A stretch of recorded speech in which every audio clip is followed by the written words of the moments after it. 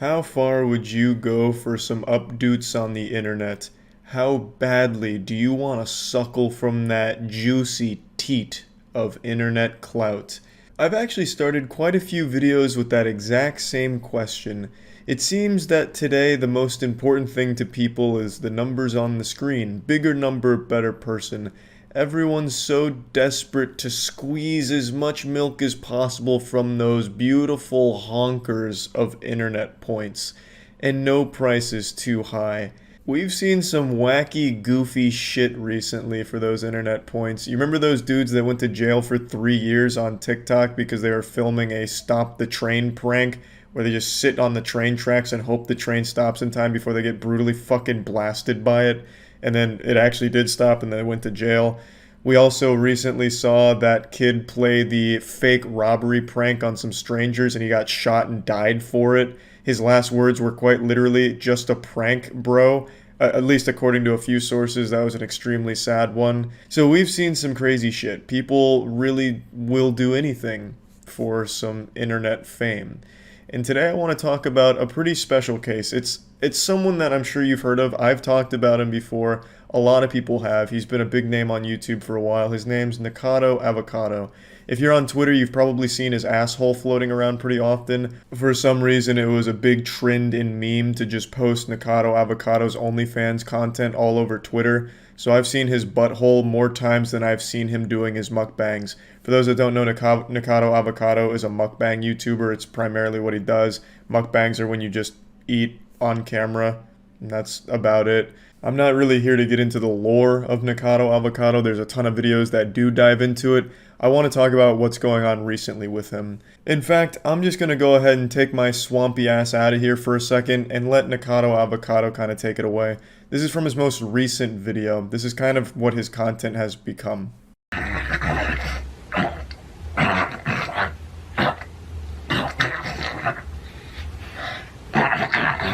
I wouldn't have become disabled if it weren't for you people who encouraged these videos.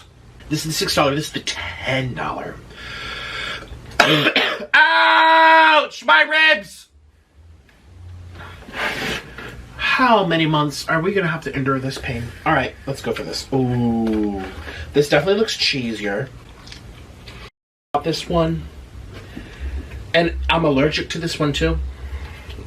Oh. But sometimes in life you just want what you can't have. I'm not allowed to have garlic. Or lots of onions. Or durian. Now, to anyone that's familiar with this creator, you'll probably think that this is nothing special. This just looks like every other video he's ever made, just with less crying. You've probably even seen Nikado Avocado around other parts of the internet. If you don't even know who he is, you've probably seen some of his clips.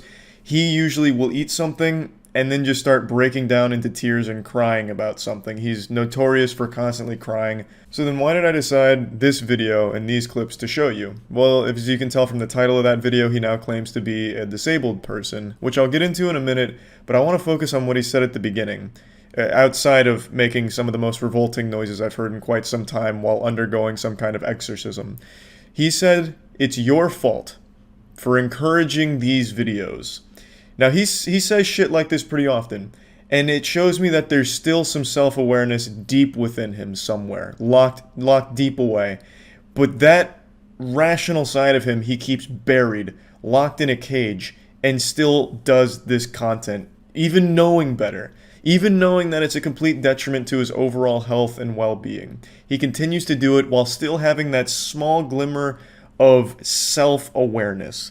He says it's your fault for encouraging it, and he's absolutely right.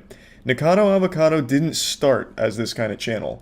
Even 4 years ago, 2017, so 4 years ago now, he was a very healthy person. He seemed to be pretty mentally, sound. He wasn't breaking down on camera all the time and going wild and crazy from what I remember. He was even extremely good at an instrument. I think it was the violin, if I remember correctly. He was a vegan. He was just preaching some really positive stuff. But then he started to notice that the videos that gained a lot of traction were videos where he was just fucking gluttonous and eating 1,000,000 calories per sitting. So he stuck with it. And now he has a couple of channels where he does this pretty much every day, and it's been like this for the last 4 or so years. This is what he used to look like in 2017, and then when the videos really started to gain traction, he gained over 200 pounds in the last couple of years. And it's absolutely true. It's the audience's fault for this. They created what Nikado Avocado has become. Obviously, it's not all their fault. He is making the conscious decisions to completely throw away his health and well-being, which has now led to his disability, which he claims to have. Again, Nikado Avocado is not the most reliable narrator. He makes a lot of shit up sometimes. So whether or not he actually now has a disability, it's anyone's guess. He claims to have 3 broken ribs, which is attributed to his incredible weight gain. Incredible being the wrong word, really just astonishingly upsetting weight gain that he's been putting on recently. He claims that the weight of his body has now broken a few of his ribs, which now has him bedridden. I think he also claimed to now have to have a full-time nurse in order for him to just engage in day-to-day activities. And he also has been diagnosed with sleep apnea, I believe, which is why you'll see on his most recent thumbnails, he has like that machine hooked up to his nose that makes him look like some kind of like cyborg from the future or something. It seems to really be going downhill quickly for him. People have been saying for the last couple of years that Nikado Avocado is literally killing himself for YouTube views, and it's absolutely true. He is slowly killing himself and documenting the journey the entire time while having an understanding of exactly what he's doing. He's well aware that he is throwing away his health, his well-being, his happiness, for the sake of some YouTube views because his audience continues to eat it up, much like he eats up a million fucking cheeseburgers every couple of days. For almost the last 4 years, almost every day, he has done mukbangs like this, where he's eating 6 pizzas, 8 pizzas. He'll get like fucking McDonald's and he'll order everything off the menu and then ask if they can just tilt the grill over to get a little extra grease in a cup for him to drink on camera. It has been an extremely sad thing to see.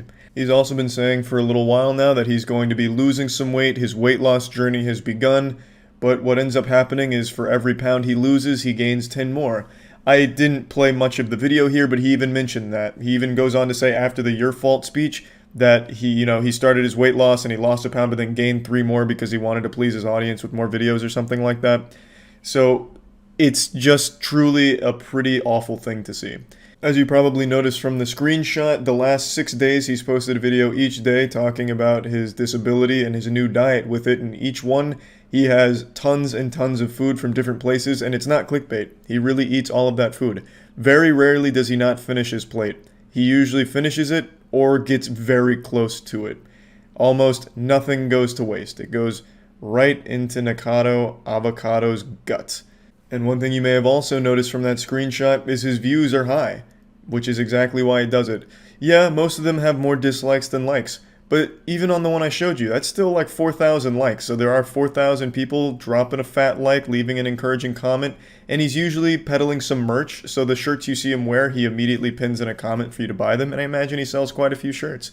Even the people that get in there just to dislike or just tune in to watch the train wreck, that's more views for him, that's more engagement, that helps him, and that keeps him on this wagon, keeps him going.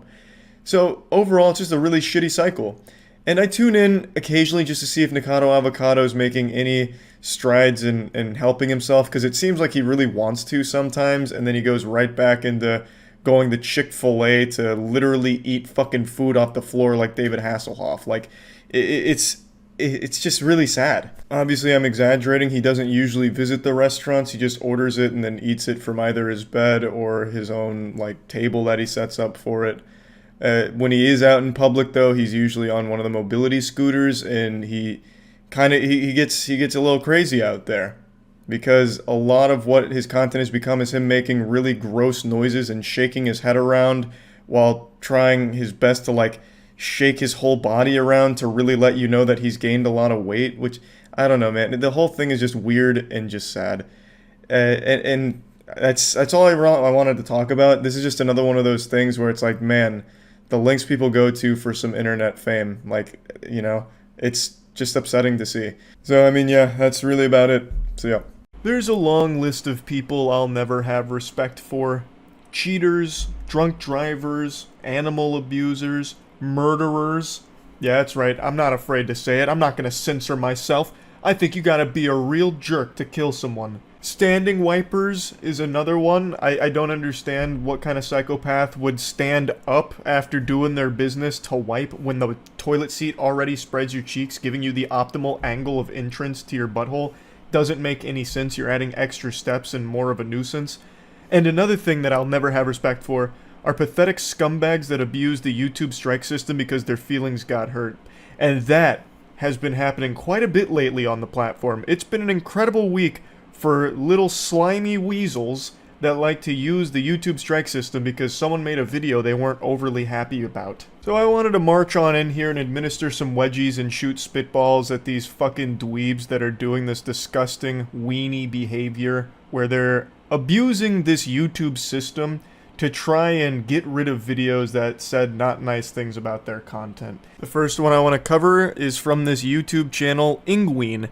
They received a copyright strike from another YouTuber named The Manny Show. I'll go ahead and play a clip from this video that explains it. That one of my videos had a copyright takedown, which is very new to my channel. The video in question that was taken down is why everyone hates The Manny Show. And the YouTube automated email says, "Hi Penguinz, we received a copyright removal request." I was unfamiliar with The Manny Show before this situation, and I really missed 30 minutes ago when I was still in ignorant bliss about who this was, because this shit is insufferable. It's a massive YouTube channel that just aims to fill the shorts algorithm with brain rot content to try and farm subs off of it.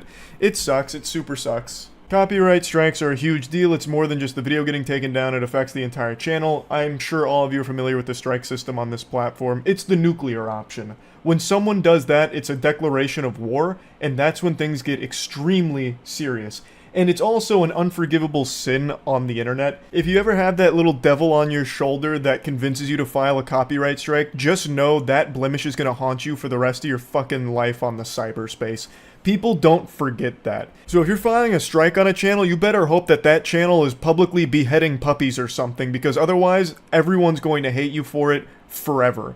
Strikes, in an ideal world, would be reserved for repeat offender channels that are publishing like borderline criminal content. Anything aside from that, and you could just file a normal copyright claim and block. You don't have to choose to strike the channel. You can just take down the video you think is in violation of your copyright or whatever, and have that be that. But when you go the extra step here and put the cherry on top of the shit cake with a strike, then it becomes a huge deal. But in a situation like this, the Manny Show would still very much be in the wrong, even if they took the lesser of two evils and just removed the video without the strike. Because they have no grounds for removing the video whatsoever. They have no legs to stand on. It's a completely fraudulent claim that blatantly abuses YouTube's system. The channel that was struck, Penguinz0, is a commentary channel that will play a clip from a piece of content, let it play for like 10 or 15 seconds or so, and then talk about it, giving their commentary on whatever they're going over, whatever the subject is. Looking at the removal request, we can see that 13 seconds of the video was enough to lead the Manny Show to strike the entire fucking channel here. That's some fucking filthy fish paste right there. 13-second clip was enough to have the Manny Show bring the hammer down with the iron fist on the channel, because Penguinz0 was saying some less than stellar things about the Manny Show, I guess. But you can't strike someone because your feelings were hurt over what he was saying about your content. That's just not how it works. He hasn't violated any rules at all. You are totally fine to play bits and pieces from other content and then talk about it, transform it with your commentary, your jokes, your input, whatever it is. It's not like Penguinz0 took the entire video from the Manny Show and re-uploaded it without adding anything to it, without changing it whatsoever. There was no rules that were broken here, at least not from what I can tell. I also will just never understand this strategy of doing something like this, because as the Manny Show or part of the Manny Show team, you would have to know that Penguinz0 or any commentary channel ever would see this and immediately talk about it, because this is just a big no-no. This is like an unwritten rule on YouTube that you don't strike another YouTuber just because they hurt your feelings. That will always backfire on you in the biggest possible way, and it puts all of the eyes on you as the bad guy, as the villain. You won't get support for that. No matter what Penguinz0 was saying about you, and I can't go watch the video since it's been taken down, but I imagine he was calling him cringe or something. Now you have made things significantly worse for yourself. The video title that got taken down was Why Everyone Hates the Manny Show, and I don't know what the reason behind it was, but I can tell you what it will be now. The reason why everyone hates the Manny Show is because they're very sensitive and file false strikes on other YouTubers' channels. I can now answer that question for why people hate the Manny Show. And that's because of your actions. Not even because of your content, it's because what you've done when someone criticized you.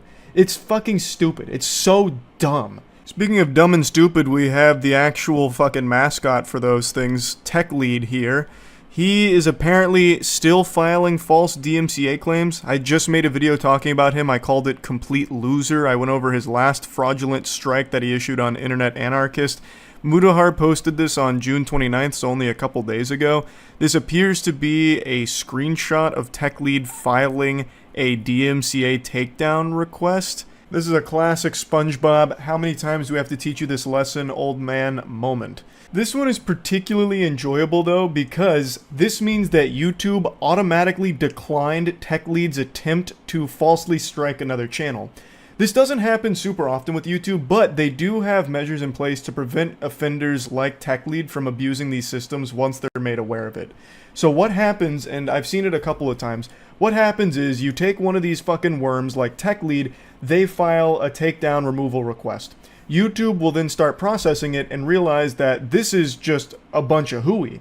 So YouTube will actually send you an email making you aware that someone tried to target a particular video for a particular reason. In Mudahar's case, that video from a Tech Lead segment.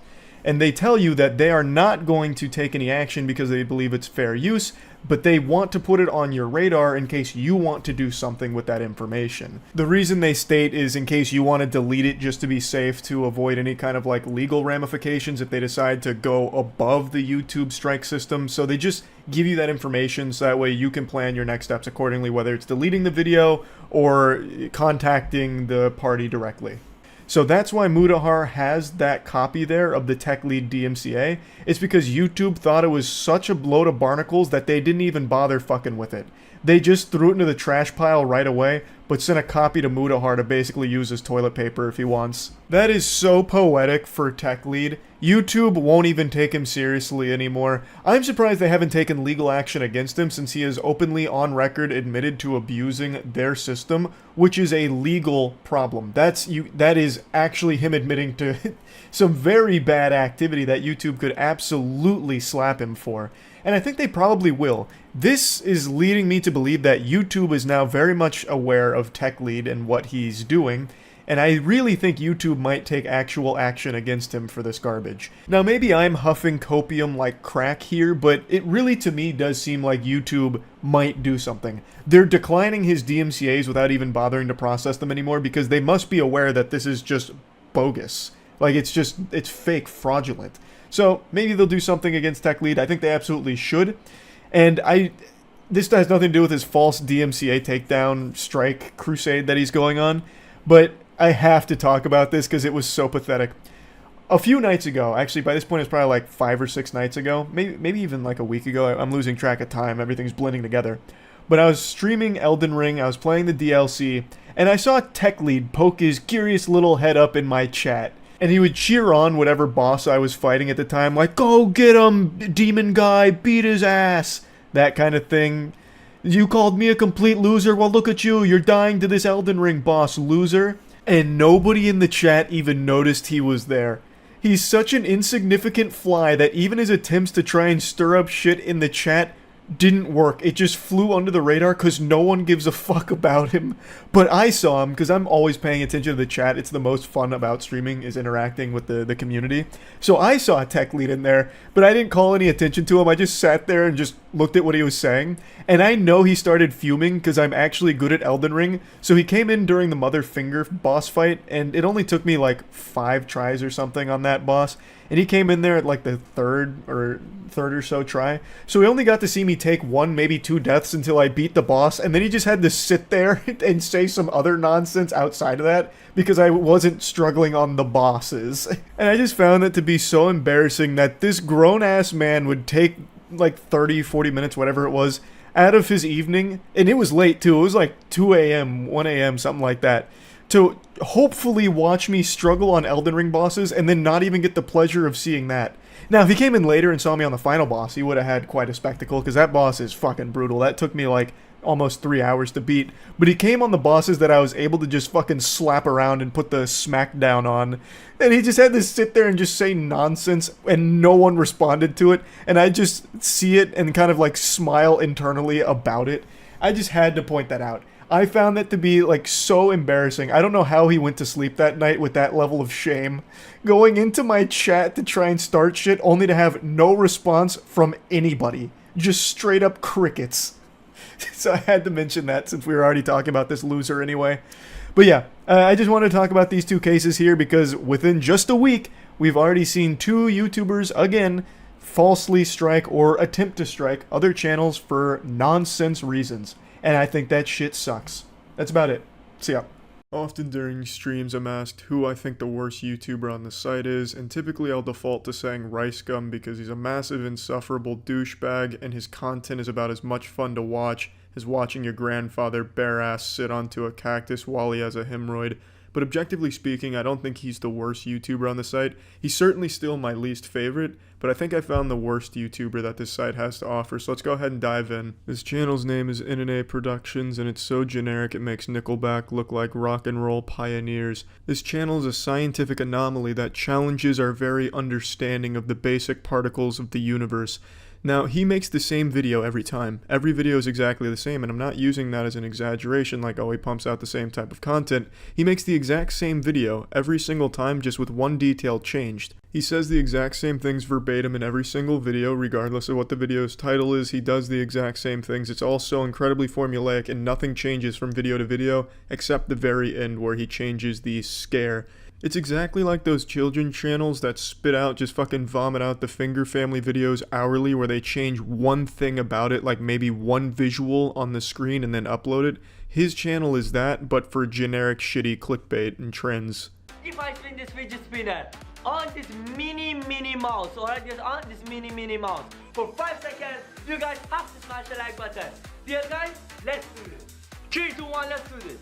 1, 2, 3. I'm gonna go ahead and spoil the shocking plot twist here. He does manage to successfully spin that fidget spinner for more than 5 seconds, so now you're contractually obligated to smash that motherfucking like button for him. Now I know what you're thinking, this must have been made in 2017. Well, it wasn't. This was uploaded today, July 30th, 2018. Now let's go ahead and watch the intro to a video uploaded a few months ago where he did the same thing with Thanos. Don't FaceTime Thanos at 3 a.m. And in this kid's defense, that's probably just generally good advice. You don't want to be FaceTiming Josh Brolin at 3 a.m. He'll have you spitting teeth out of your dick hole. If I spin this fidget spinner on this Thanos ring for 5 seconds, you guys have to smash the like button. And that right there is how he starts every single video he's ever made. It's an amazing circus stunt that he's able to perform here. I have no doubt that this talented fidget spinning man will soon be one of the headliners in Las Vegas for this act of his. But now the question on no one's mind, where does he go from here? Let's find out. Boom, now guys have to smash the like button. Wanna join my free gift cards giveaway? Subscribe to my channel, like the video, and turn notifications on. And finally, tell me on the comment section that you subscribe. Bingo, bango, bongo. I bet you didn't expect this video to go from super shitty and uncomfortable to watch to actual scam. It's a literal crime. You're not allowed to host fake giveaways. It's an actual felony to do that. So what he's doing is breaking the law because there's no winners for these giveaways. It's not just a trivial YouTube rule he's breaking here, akin to running down the hallway without your hall pass to take a tinkle in the urinals and the hall monitor catches you and says, hey, that's not good. It's a literal law, an actual felony to host a fake giveaway. So he's breaking a law, and he is also breaking a YouTube rule, but for some reason, he's done this in every single video, and he has still not had his channel taken down yet. But the most disgusting part about this scam is the way he delivers it, too. He makes it as creepy as possible, like it was some type of found footage shit in a snuff film or some dark web shit that you accidentally stumble upon and it keeps you awake at night. He gets right up into the mic, and he whispers it. If you want to join my gift card giveaway, send me pictures of you flexing your asshole. Brand new video, another day, another banger. Got on today's do, we have a really insane video, alright? Minnie Mouse is like the girl version of Mickey Mouse, alright guys? It is like so creepy. For those who don't know who's Minnie Mouse, I'll put the picture right over here, guys. Look at this. So this is Minnie Mouse, alright guys? It's the girl version of Mickey Mouse, alright guys? I know everyone knows who's Mickey Mouse, and I think everyone knows who's Minnie Mouse, the girl version of Mickey Mouse, alright? Oh, shit, I'm sorry, I didn't catch that one there. Who exactly is Minnie Mouse? He only said it 6 times there to pad for time in the 10-minute video. Might have to rewind so I can catch it again. He just really let that one slide under there. I didn't know who Minnie Mouse was, and now I may never know because I didn't get to catch him the first 100 fucking times he says it. That's what happens, guys, alright? But before this video starts, you guys know what to do. Boom, go follow me on both of my social medias, guys. It's all on screen right now. So follow me on there for a chance to get shout out every video, guys, like this. Alright guys, this is how to get an Instagram shout out, alright guys? So first make sure to follow me on my Instagram. The first 3 minutes of every single one of his videos is basically just an advertisement for all of his social media and scams. And he makes them so incredibly creepy. For some reason, he records like the footage of the Instagram and Snapchat shit and the giveaway scams as if he's locked in a basement held at gunpoint to read the script, and he's given like a really shitty walkie-talkie to read it into. It just sounds disgusting, as if I'm listening to someone fart underwater while also a tornado is hitting above the water, so you can hear that in the background too as ambient noise. It's just fucking insulting to hear it on my ears, and it's just downright uncomfortable. 51 comments. Yo, you guys are so insane. And then I just went in the comment section and I'm just going to shout out to you guys, alright? So make sure to comment more for a more chance to get a shout out, alright? So now I'm just gonna scroll down. If you guys see your name, just screenshot it. Eshkere. I'm gonna save you the misery of sitting through this because it is 1 minute and 30 seconds of an uninterrupted montage of him scrolling through his Instagram comments. And they just copy and pasted comments. He has maybe 4 active Instagram followers, but each one of them leaves about 200 comments each to compete in his fake giveaways. It's pathetic, and it's sad, and I have no doubt that he operates a couple of those accounts to inflate his comment numbers as well. But man, this guy wasn't lying. He is back with another banger. Some savage hot fucking fire out here. Don't let your girlfriend or wife watch this man, because they will get pregnant just from looking at his beauty. And if they see his Instagram comments, shit bro, you just lost your girlfriend and wife. Smash that like button, subscribe to my channel if you're new, and turn on post notification to be on notification squad, guys. And before this video starts, you know what time it is?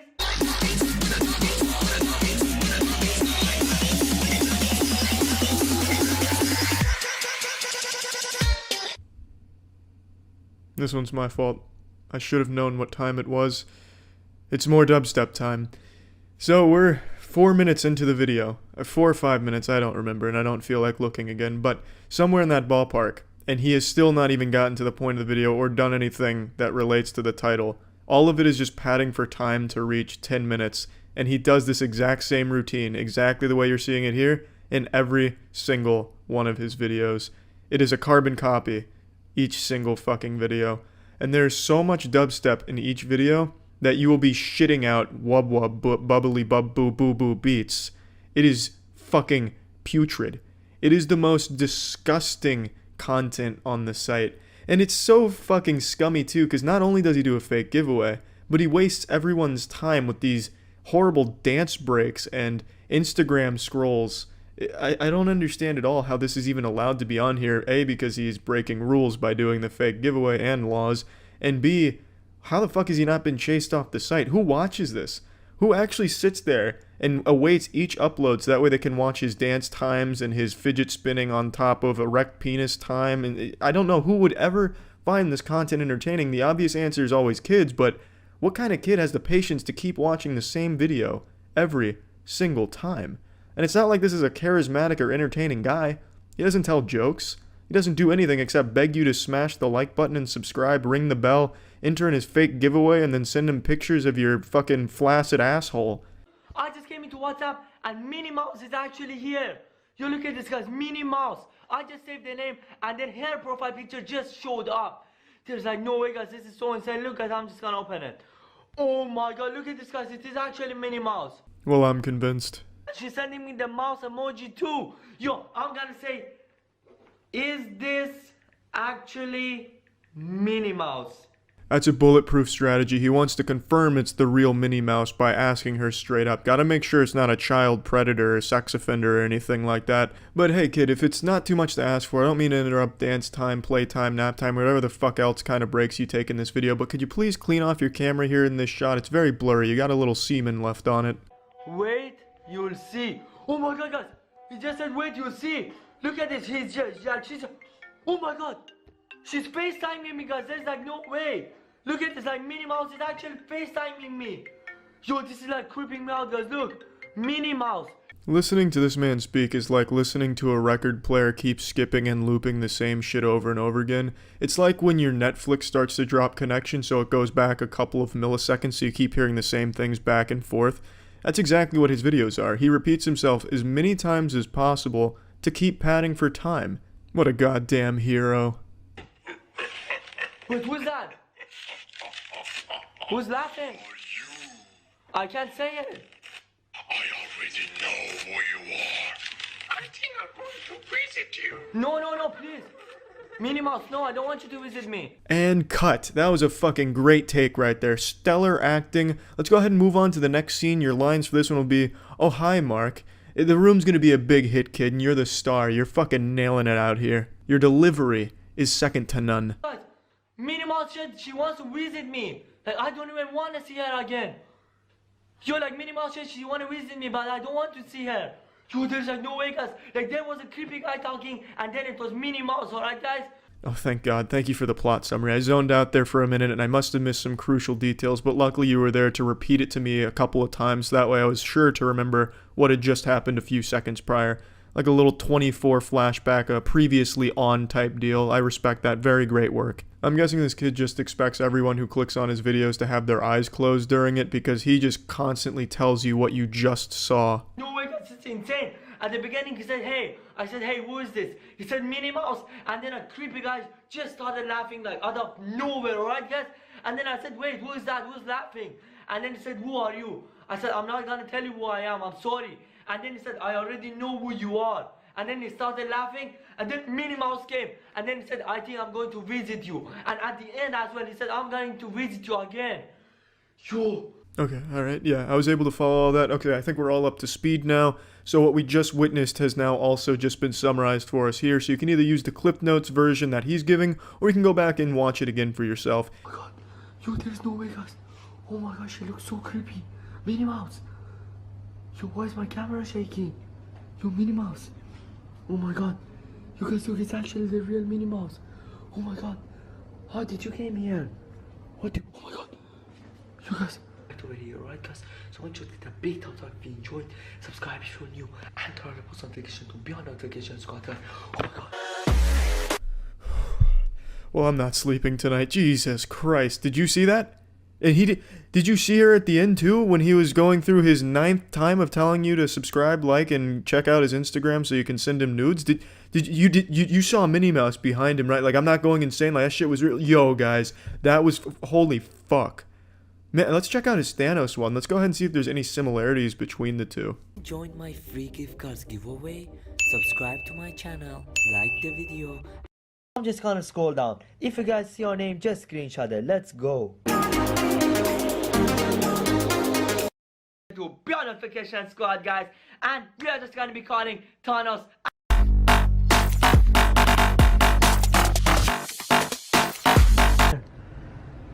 Yo, Thanos, please stop it. You look so creepy. Yo, and he doesn't focus on him. Yo, look, guys, it's actually Thanos. So we got to hit the fake gift card giveaway, the 5-second fidget spinning like blood oath that you take, the Instagram scrolling for a couple minutes, the dance break, the repeating yourself, and then eventually FaceTiming Thanos. And when we get to the big reveal where he's using the backpack stickers on a popsicle stick, you couldn't even get the camera in focus, so it just looks like a giant purple dick that's waving around over there, as if Barney was on the other side of the wall with a huge boner slapping it around. Some real spooky shit you've seen here today, but I hope I didn't scare you all too bad by showing you this, but I think I showed you the worst YouTuber on the site, objectively speaking. See ya. I wasn't going to make anything about YouTube Rewind this year because there's really no need to. Everyone already knows it's bad. YouTube Rewind has already become synonymous with urethral swab. It's painful, it's useless, ouch my urethra. It's just a shell of what it used to be, where it used to celebrate the content creators back in like 2012 to maybe 2015. Now it's just about the corporations. But I keep getting asked to talk about it, so I figured let's go ahead and watch this bitch together, unpack it, and celebrate the suits that now control YouTube. Now, yes, I'm not in this year's YouTube Rewind, but it's not because they didn't want me there. They were begging me harder than a child asking his parents for early Christmas V-Bucks. They would not stop blowing up my phone, sending me carrier pigeons with letters, demanding that I participate in YouTube Rewind, even threatening me. They were gonna sick the fucking assassins on my family if I said no. But I stayed true to my morals and I said, no, I will not participate in your corporate puppet dance. Not until you fix YouTube's problems and allow Harley Quinn fart porn to be acceptable on this platform. Until I can see a woman in full-fledged Harley Quinn cosplay spreading her chocolate starfish, farting into the camera on this site, I'm going to boycott your corporate events like this and your celebrations. So yeah, that's why I'm not in it. That's the truth. Let's go ahead and watch this shit.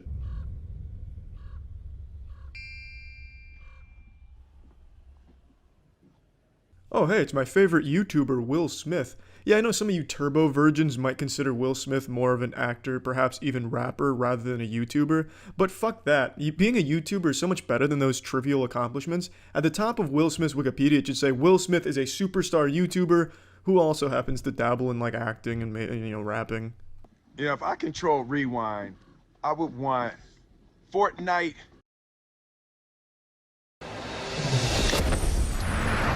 Is this what you wanted? Yes, this is what I've always wanted. You know who I would have asked for? Quit horsing around! Yeah, I would have asked for the same thing. Play me some of that jumping music. I can't play pretty much any more of the audio from this video because it's gonna get this shit blocked if I do, since it's all very hard copyrighted music. So I'll be serenading you with my own musical stylings from my recorder in place of that music.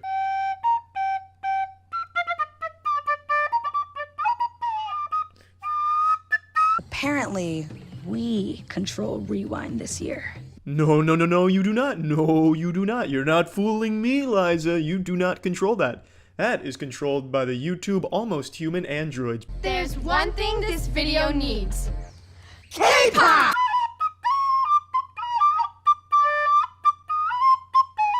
Rewind needs more science. Could we do an experiment?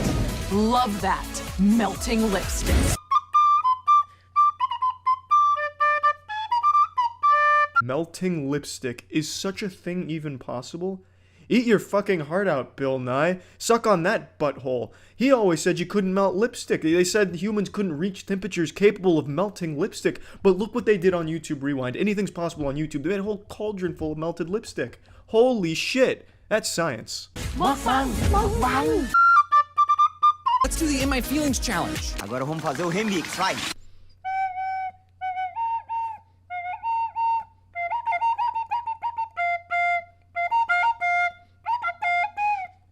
This part just really hurts to look at, and I'm not even going to let my recorder solo play over top of it because it's just insulting to my musical expertise. Wait, hold on. It now shifts gears into being this circle jerk and patting themselves on the back. See, look, not all YouTubers film dead bodies in the forest. Look, some of them actually do some good things in the world. And yeah, they do. There's a lot of good shit that creators did on here to help people. But this is not how you bring attention to it or celebrate those good deeds. This whole section just come across extremely ham-fisted, forced, and disingenuous. This is not how you celebrate the actual good deeds they did. We should read the comments. You should not. You certainly don't want to do that.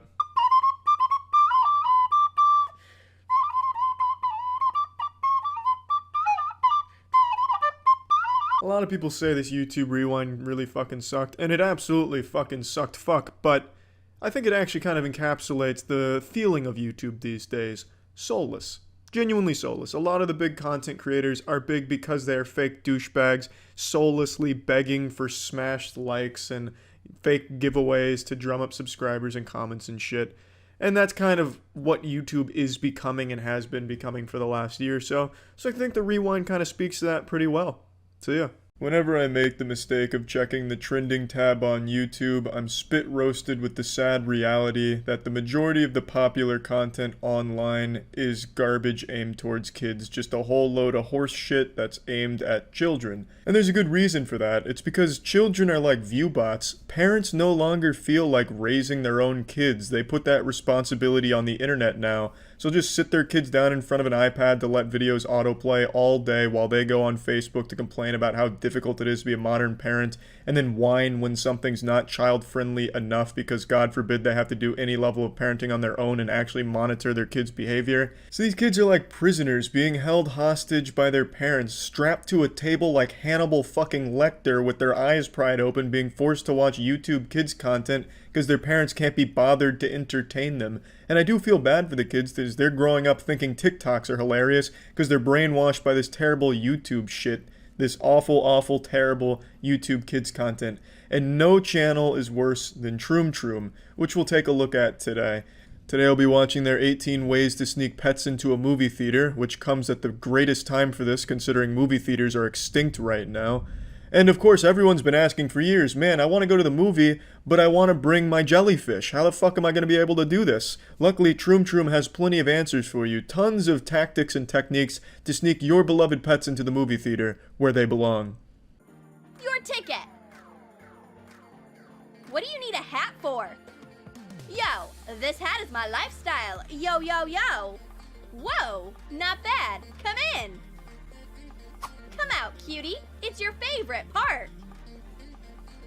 This hat is my lifestyle, yo. Thank you, Troom. I don't have a hamster, but I will be smuggling 3 pounds of cocaine in my hat now using your technique. It's ingenious. This whole skit feels like it was written by a computer program, just like an AI that's in its most primitive state at the moment. No movie theater is like this. I've been to hundreds of movie theaters, and never a single time has there ever been like a security guard strictly checking tickets like with a flashlight, making sure it's not counterfeit, and then interrogating you about a hat. It's not like you're going to a fucking funeral, you're going to see a Marvel movie or something. So this whole thing just doesn't make any sense. And why would you ever sneak a pet into a movie in the first place? And honestly, I feel like a fucking idiot for even asking that question when clearly there wasn't any thought put into this. It was just pumped out within an hour based on what popular words were floating around Twitter at the time. They saw pets, they saw a movie theater, and then decided, let's perform an unholy fusion dance of the two and create this here. This amalgamation of filth and trash. And I get this is all made for kids, so I shouldn't really expect it to have like Christopher Nolan levels of quality and thought-provoking themes or shit like that. That doesn't mean every piece of kids content has to be terrible, like copy and pasted nursery rhymes endlessly to exploit the algorithm, or horrible shit like Troom. Would you be so kind as to take it off? Sure. Look, it's empty. You were right. You can come in. What is the best place to hide a bunny? A magician hat. There you go, Fluffy. I told you you'd watch a new movie. Settle in. Is it really worth the $50 to just shove your dignity up your ass and be an actor in one of these things? I often wonder, does it actually help or ruin your career to be an actor in one of these? Now, far be it from me to poke holes into the bulletproof strategies of Troom here, but this strategy is only viable for anyone that's a warlock or just familiar with birthday party magic. This isn't something that anyone's going to be able to pick up and do. You're going to have to study some Chris Angel highlight reels in order to get the technique down and feel confident enough to pull it off in the real world. So there's going to be a lot of preparation into this one. Especially if you're working with a bunny that size, fucking Godzilla here. It looked like she pulled a lion out of her hat. Oh, you were expecting. Hi, cutie. Please, come in. Come on, how can these adorable little babies make you tired? Now this will only work if your security guard's a fucking rookie, some kind of terrible amateur with their first day on the job. If you're not investigating every pregnant woman that's coming to your movie theater, you don't deserve to call yourself a movie theater security guard. If this was me as a security guard, I would have absolutely done it the textbook way. I would have interrogated her a little bit about the pregnancy, when she expecting, when was it conceived, etc. And then once she's done with my questionnaire, I'd give her the ultimate test, just like Ellen DeGeneres. I'd whip out some champagne and make her take a drink to prove that she's either pregnant or not pregnant. I'd make damn sure I knew whether or not she was truly pregnant or not. If she doesn't drink the champagne, she's likely actually pregnant. If she does take a drink, well, she's a terrible fucking mother and I'm calling the police on her. or she was lying to me. Either way, she's out of my movie theater if she's taking a drink. So I would absolutely hit her with the ultimate test, because as a movie theater security guard, it is your responsibility to make sure there isn't any goddamn ducks coming into any of the movies. You're like Atlas holding the world on your shoulder, but on a much smaller scale. And also only making sure pets aren't coming in, apparently. This place is full of suspicious people. Let's check everything in here. Clear. We're conducting the scheduled security inspection. Now, I don't think anyone's actually using their advice to sneak pets into a movie theater, but should there be some lost soul out there that thinks any of these are a good idea, let me just say, this one is an actual felony. Impersonating an officer, an FBI agent, and shit like that, I mean, that's a crime. That's punishable by jail time. Even if you're a child, the law doesn't care about your age. You're not safe. Even if you're 6 years old and you try this, you are going to jail for life. You will be in the slammer forever, and your parents will get divorced, and Santa Claus isn't bringing you any presents, so don't you even fucking think about trying this, alright, you little snot-nosed, milk-drinking little turd? Do you want to become invisible? Act like a chameleon.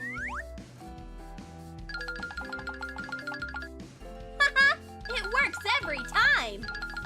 I don't really get why this one's here, because this isn't even about sneaking your pet into a movie theater. It's about sticking a chameleon up your asshole and then gaining its superpowers. So I don't even know what this is going to teach anyone. This won't work for me. If I put a chameleon up my butthole, there's a good chance I don't absorb its invisibility camouflage powers through osmosis or anything. So I just don't know. I don't even know why this is part of the tutorial. Are these kittens? No animals at the movies. Fine. Abracadabra, we are going in. And go! Hi, girls! I don't really get this one either. If the kittens were actually women the whole time, other witches, why wouldn't you just have them enter as women and then transform into cats once they're in the movie theater? It just seems like you added an unnecessary step to hypnotize the security worker. You could have just really thought this out a little bit better, but I mean, hey, effective strategy, I will say. You get the idea, it fucking sucks. All of these kids' channels, which comprise the majority of the top 100 channels on the website, and even extending beyond YouTube, the majority of the most popular content online in the most lucrative field is things aimed at children. And it's all pretty fucking terrible right now, because everyone's viewing children as just numbers, instead of actually trying to make something that will help kids, you know, actually educate them or genuinely entertain them instead of just giving them something like Troom. It's, I don't know, it's sad. I honestly think it's just more sad than anything. I grew up in the 90s, so I had a lot of different kids content back then, but that kind of kid shit still kind of holds up by today's standards as just general good entertainment. Whereas in 5 years from now, I don't think anyone that grew up on this shit is going to look back fondly on Troom's 18 ways to sneak pets into a movie theater and have a good old belly laugh about the golden years. You know, I just don't see that happening, because it's all genuinely garbage. And I don't think anyone's actually entertained by it. I just feel like they're forced to watch it because their parents are making them stay glued to their devices because they just don't want to do anything with their kids or raise them anymore. And it's just sad. All kids content fucking sucks. That's the majority of what I'm trying to say. That's about it. So yeah. I'm confident all of you know this, but YouTube actually allows some very interesting content under its education policy. So if they deem that the content is intended to serve an educational purpose, you're allowed to get away with almost anything. And heavens to Betsy, I tell ya, sports fans, it does include nudity. Many of you might remember a scandal from a few years back on how a lot of shady content creators were skirting this policy by posting porn, but calling it education. There used to just be porn scenes that were dropped on here under the defense of it being educational for like sex ed. That kind of got, you know, banished to the shadow realm, but that whole idea of education allowing nudity has been exploited for a long time. Another big one was naked yoga. I actually think this one's still around. It's just not as prevalent as it was a few years ago after their crackdown on it. But basically it was, you know, porn, but they'd throw in a couple of yoga poses in the beginning while being nude. But a lot of times the yoga wasn't actual poses, like it's not real yoga. They'd have shit like, behold, this one is the stuffed turkey, and then they start fingering themselves. Or this is a partner yoga pose, so get an assistant here, Get into a downward dog position and have them blow a raspberry on your pussy. It'll help you unlock the 7th inner gate of taijutsu like Might Guy from Naruto. It's integral to aligning your chakras. It was basically just, again, exploiting this educational policy on YouTube in order to post porn. So, after this long-winded explanation of the YouTube educational policy and how it can allow nudity on the platform, it's time to talk about what's brought this up. A YouTuber is absolutely blowing up right now thanks to one video they made. A tutorial on how to nair your asshole. And he doesn't pull any punches here. There's no smoke and mirrors, there's no censorship here. It's just immediately the video blasts you with an anus jump scare. Within the first 4 seconds, he spreads his cheeks at the camera like he's preparing to show you a magic trick, and then bang, it's the whole chocolate factory on display. And again, there's no censorship or anything like that. And then nairs his ass. And it has over 10 million views in the last week. It's been going super viral with people being shocked and stunned that it's allowed on YouTube. Because I guess a lot of people weren't familiar with this educational policy loophole on nudity for YouTube. So a lot of people were just like taken aback by it and now joking around about it. And this success from the video kind of snowballed his entire channel. Now he has quite a few videos with well over 1 million and 2 million views. I tell you, the trickle-down economics from the asshole hair extermination content really did wonders for his whole brand here. And from what I can tell, this seems to be the only video he's made where there's nudity in it, but I didn't do the deepest dive on his content, so I don't know if that's 100% accurate or not, but this is by far his biggest one. It really is a wild situation when you stop and think about it. In the modern landscape of YouTube, people are afraid of naughty swear words, so they'll censor themselves, so that way they can stay monetized. Meanwhile, this guy said, "Fuck that, here's my ass. And here's how you nair it, if any of you need to nair your hairy ass as well." And he's like actually exploding because of it. But anyway, we went over it more on stream, and it led to a really deep and insightful conversation on swamp ass. So I'm just gonna put all those clips here now. There's a YouTuber named Kevin Leonard who used nair on his butthole on camera. People keep saying that. Is this like a really popular video or something? How to douche your butt. A detailed guide. How to safely shave your pubes. Butt plugs. How to finger your butt. Why you need to shart after he comes in your butt. And it just shows like full nudity? I mean, it's educational.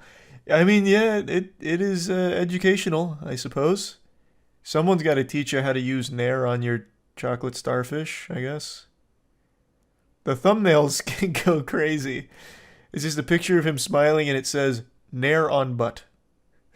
He literally goatsies his ass 3 seconds into the video. I mean, it's only a 3-minute video, so at the very least, he's not putting any filler content for the mid-rolls. He's right into the "here's how you nair your butt." That's wild. Yeah, these videos are extremely popular. The nairing your butt has 8.7 million views in 9 days. He's a star. What's a nair? It's that thing that like burns your hair off. It's supposed to be for like, you know, if you want to get rid of your armpit hair, you nair it. That kind of thing. Shave your asshole for a video now? Nah. I shaved my ass a couple times. Like, not with nair or anything like that. I didn't chemically obliterate the hair on my ass. But I tried to do it to get rid of swamp ass because I thought it would help. Because it's always hot in Florida. So I used to get swamp ass pretty bad. It didn't help. It just made it a lot worse. It just made it like much damper. Because at least the hair worked as like some kind of like shag carpet to catch it. So it didn't just make my cheeks all slippery. But once that was gone, they were able to just fucking flood. So it didn't help with the swamp ass, long story short. So I don't bother doing it anymore. Did you ever cure it? Yeah, it actually just kind of went away when I got older. Yeah, I don't know what to tell you. Yeah, my ass just stopped being swampy as I aged. Maybe out of fear. didn't want to be shaved again, so it stopped. Ass dried up. Yeah. Out of swamp juice. Which is a good thing.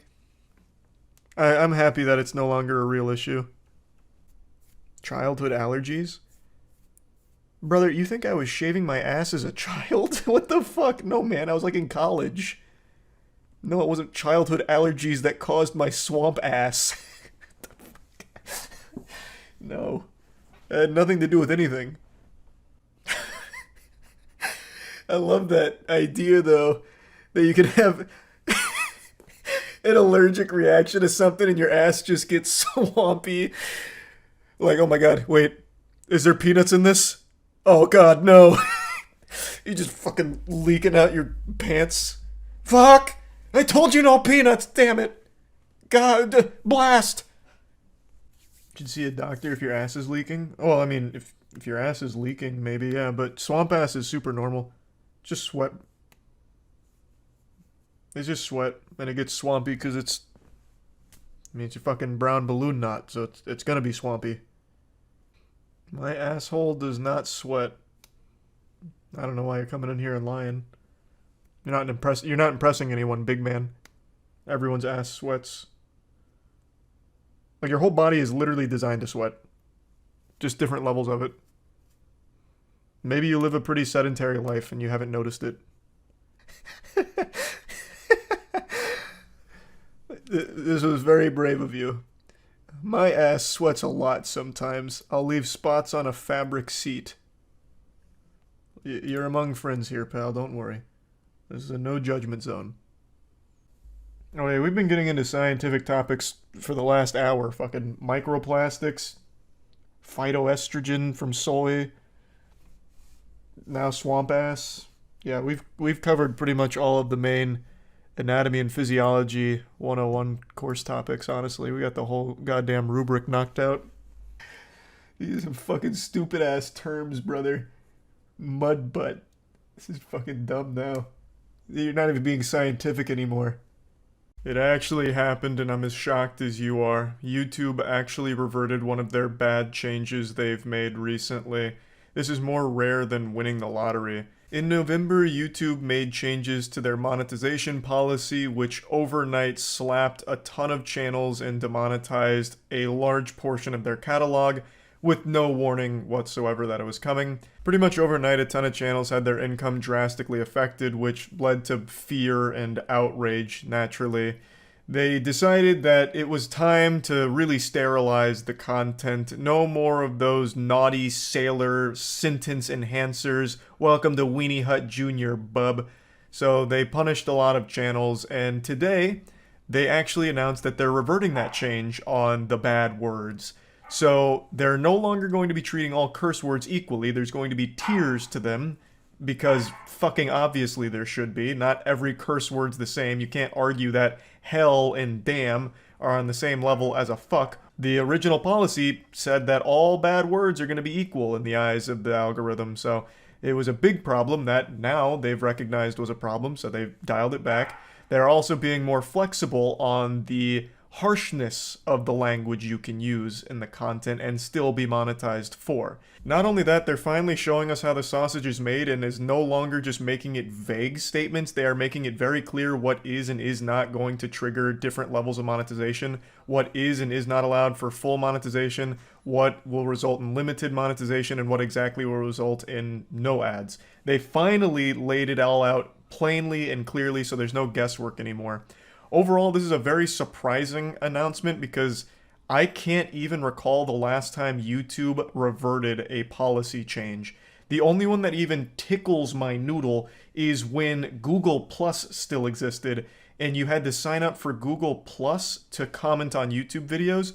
But I feel like the only reason that got taken away is because Google Plus got taken away.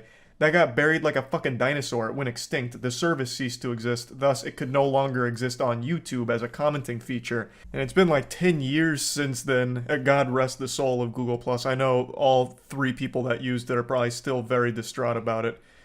May time heal those wounds. But I feel like I'd remember if they actually reverted that change before Google+'s collapse. And I don't remember any announcement like that. I think they were stubbornly going to ride or die on Google Plus, and then Google Plus died. So not even that really fully qualifies, I don't think. I actually just can't think of another policy change they've ever walked back on. I really can't. This is truly a unicorn here. It's super refreshing, and I'm thankful that they're, you know, going back on this change. So now you can, again, say your fucks. You can then say, you know, whatever other colorful language you want to include without fear of your livelihood being threatened for it or anything like that. But I am admittedly confused that this is the first change that they're publicly eating shit on, saying that this was too far, too Insano style, it wasn't how we wanted it to be, and we've listened to the feedback, so we're going to revert those changes. I'm just surprised it's this one as opposed to dislikes. They removed dislikes a long time ago, and people still are very vocal about how awful of a decision that was, and people are still very much wanting dislikes to be re-enabled on the platform. And I feel like that's a pretty easy one for them to do, because dislikes still exist, it's just not publicly accessible on the platform without an extension. So they could easily flip that switch back on, and it'd be a slam dunk to showcase that they actually are listening to feedback now. I think this is a great first step, like, hey, don't get me wrong, I'm happy about this. You know, hey, we heard you, we're reverting this change, it wasn't a good change. But why not also extend that to something like dislikes? And also, they haven't made any mention on that violent content policy that they updated at the same time as the cursing policy, where a lot of channels were also hit by that if they were playing a video game that was a little too violent. So there is still room for improvement, but it is a good first step that I'm thankful for. So I just wanted to at least point out a couple of other things that I would like them to address as well. Of course, the biggest being bringing fucking dislikes back. Now, there's one more pretty important thing that I'd like to talk about. They actually put out a video going over everything and explaining it in greater detail with an actual face to the policy. This is their lead monetization guy, and I half expected this to just be like a fucking android or robot or something, but they actually have the real living, breathing human being that's behind these monetization changes and these monetization policies coming forward to explain it. This November aimed to improve the clarity and enforcement of our advertiser-friendly guidelines, and to make it easier for creators to monetize brand-safe content. I don't really get how the November change was supposed to make it easier to monetize brand-friendly content. It didn't seem to have any effect on what was already considered brand-friendly, so that seems like kind of a nothing point. And I'm also not on board or subscribed to the belief that it was done with the intent of clarifying their policies on, you know, cursing and all that, when it was just a full overhaul of what is and is not allowed in regards to monetization. So changing, like, the first 15 seconds, you can't say anything that's even somewhat naughty and shit like that, and treating all curse words equally. That's not really providing clarity, that's just completely changing what's already been established. So I'm a little confused on what the actual goal was, if the goal itself wasn't to make it a more strict environment, which it seems like, from what he's saying, that's not what they were intending. Since then, we heard concerns from creators about the impact of this change. Upon reviewing our own enforcement data, we found the profanity policy resulted in a stricter approach than we intended. As a result, we are making the following changes to better reflect the goals of our initial update in November. Again, that statement has me scratching my head like I've got fucking lice. I'm very confused. How could you not have foreseen that this profanity change makes it a more restrictive environment? If that wasn't the goal. Like, it seems like the goal was to change the profanity policy in order to make everything cleaner for people that, you know, rely on AdSense for their livelihood on the platform, right? I don't understand exactly what the goal was if the goal wasn't to change that policy itself, because he seems to insinuate that the belief was it would make things easier. How? In what fantasy world would that have actually been the result from the policy change? It just makes everything a lot more tough and harsh to create in. We are no longer treating all profanity equally. Usage of moderate profanity, words like bitch, douchebag, asshole, shit, at any time in the video content is now eligible for green icons. Under the November update, this would have received no ad revenue. Usage of stronger profanity, like the F word in the first 7 seconds or repeatedly throughout the majority of the video, can now run limited ads. Under the November update, this would have received no ad revenue. When he really spells out the November update, you can truly hear just how fucking brutal it was. So it is fantastic that they're walking it back. That is great. And it's also lovely to hear this guy say things like bitch, asshole, and douchebag, and he even says fuck, too. He referred to it as the F word here, but he gets a little loosey-goosey with it in a little bit. He just straight up drops a fuck in there, which is pretty cool to hear. Content using profanity, moderate, or stronger words like fuck after the first 7 seconds will now be eligible for green icons, unless used repetitively throughout the majority of the video.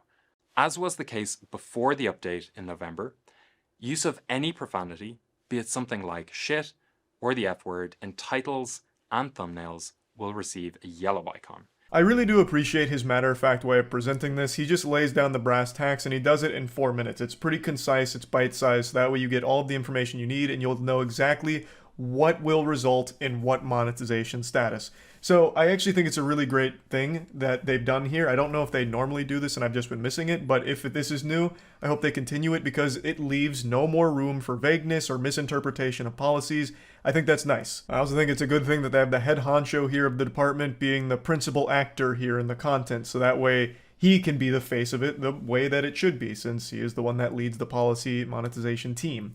So, overall, I am very appreciative that they have reverted these changes. I'm not going to play the rest of the video where he goes more in depth on more of the profanity changes. You can check that out yourself so that way you have more clarity on it as well.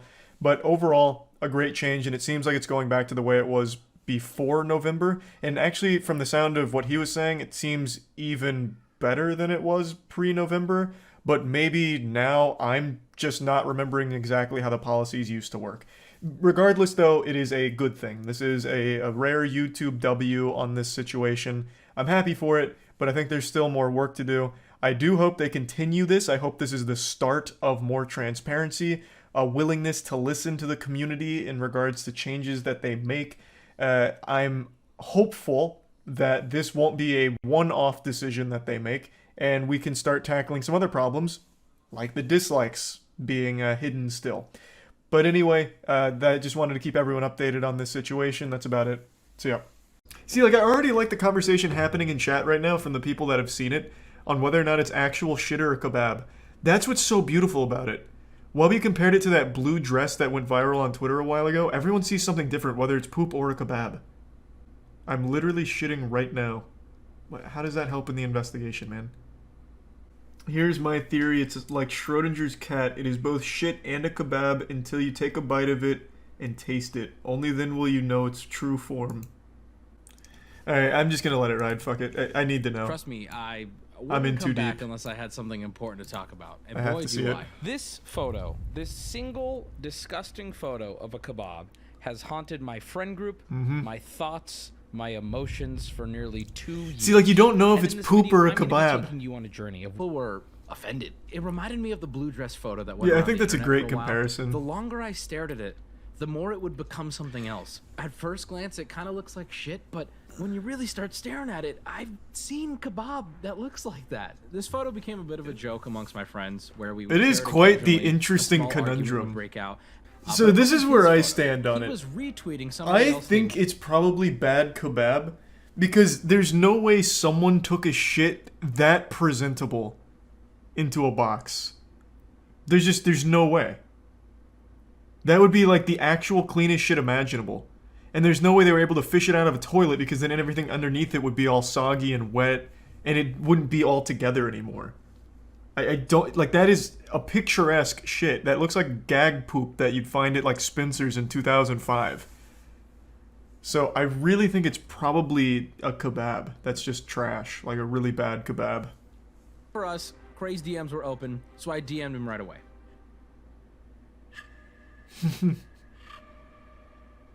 So at this point, we have Justin Wang's tweet on December 16th. God, this is so and Craig's tweet from thoroughly earlier that day. investigated. Both of these were in December, but we knew we had to find something older. And that's when we found the 9gag post. The post was found the first ever sighting of the turd kebab on the internet. Turkish Kebab House, a small, unassuming kebab shop located in Blackpool, United Kingdom. The first internet post of How the did turd they do kebab, that? as far as we can tell, appears to be on a Google review under the photo section of said Turkish Kebab House. We don't know the Wow. exact date it was posted, but we do know it was like in actual March CSI 2020, shit. according to I don't nice think it's a haircut and pile then of go to the shit. family-friendly skate park after. Maybe you could justify him doing it if he uploaded it from a different account, but this was posted from the same account he reviewed a child's haircut from. It's just not adding up. The way I look at it, there's It's two just not a options. pile of Either shit, it just Lee looks R like it. uploaded a 100%. picture of the shit for some crazy reason, or so for starters, it has Oh, a that's pretty good. 3.6. That's not good. No, I that's really higher need than somewhere Burger with a King. 3.6. And the shit Tiger kebab T looks said better than the Burger King. service here is She's gonna show him the shit kebab to his face? That one is chicken and donut. Chicken and donut. And then that one as well. Yeah, that one is chicken and donut as well. Yeah. And then what about that one? What's that one? Oh, it's not ours. Some people who doesn't like us. They put that put in picture. it's normally a shit. That is actually Yeah. shit, actually. Who hates Have us? this shit on Put it on the it. Google, yeah. Oh my Wait, God. what? So it's actually poop? No, I've tried it, but No. Not only did they know about the photo, but they believe it to be a fake review. They clipatizing. They definitely didn't look like the photo of the turd kebab. What are you? What was so frustrating about this is now the only option is that Lee R took a shit on a pita and uploaded it as a review. I just don't think guess so. There is a and get an expert's opinion. So I reached out to a gastroenterologist to get their opinion on That it. is so smart. I'm one of the Holy gastroenterologists shit. and digestive disease associate. If it's a recent poop, probably. I'm going to show you said image here. He's got like an easel for it.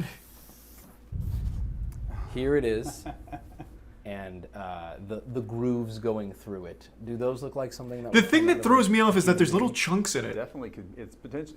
It's possibly poop. Yes. If you had to pick a side, what do you think it is? I think it's probably a kebab that looks like shit. How, with all the correct Yeah, I really think it's a kebab, doctor, too. a gastroenterologist. I really look at do. This photo. I reached out to a kebab expert here in San Diego to try to get another opinion on it. Hi, my name is Mark Busavis. Ah, I'm the chef at the king of Emerald kebab. Restaurant. It's a family business. Said that this was Who's he gonna interview next? Fucking Batman or something? Have you been around the shop your whole life? This is thorough. Yeah, so actually, my story, background of what food is. He's gonna what interview a happens to pile it of when you shit eat it, next. cool it and things like that. Do you know this guy? That we're trying to identify. I would. That is not kebab. Well. Oh my okay. god, it's even So messing up first the instinct expert. is this is definitely ground. See where it comes from, because like I know the food from all the cultures. If this is some sort of kafta or like ground beef skewer, not cubed meat. I'm starting to believe it might be poop. They did a really bad job about it. This guy looks like he's fucking traumatized right now. This man's seen millions of kebabs, and yet this one right here is making him reconsider his faith in God. Maybe it actually is shit. I was fully on the side of it's just a kebab that happens to look like shit. But after seeing this guy's, like, fear, I really think it might be shit. Yeah, this guy's going through, like the whole 5 stages of denial right now, and, like, grief, all of it, it's coming out. I'm having a tough time kind of like figuring out these grooves, because when you cook meat, especially if it's ground, those grooves. Yeah. It's not typical. No. Well, the thing is, though, like, it can be, right?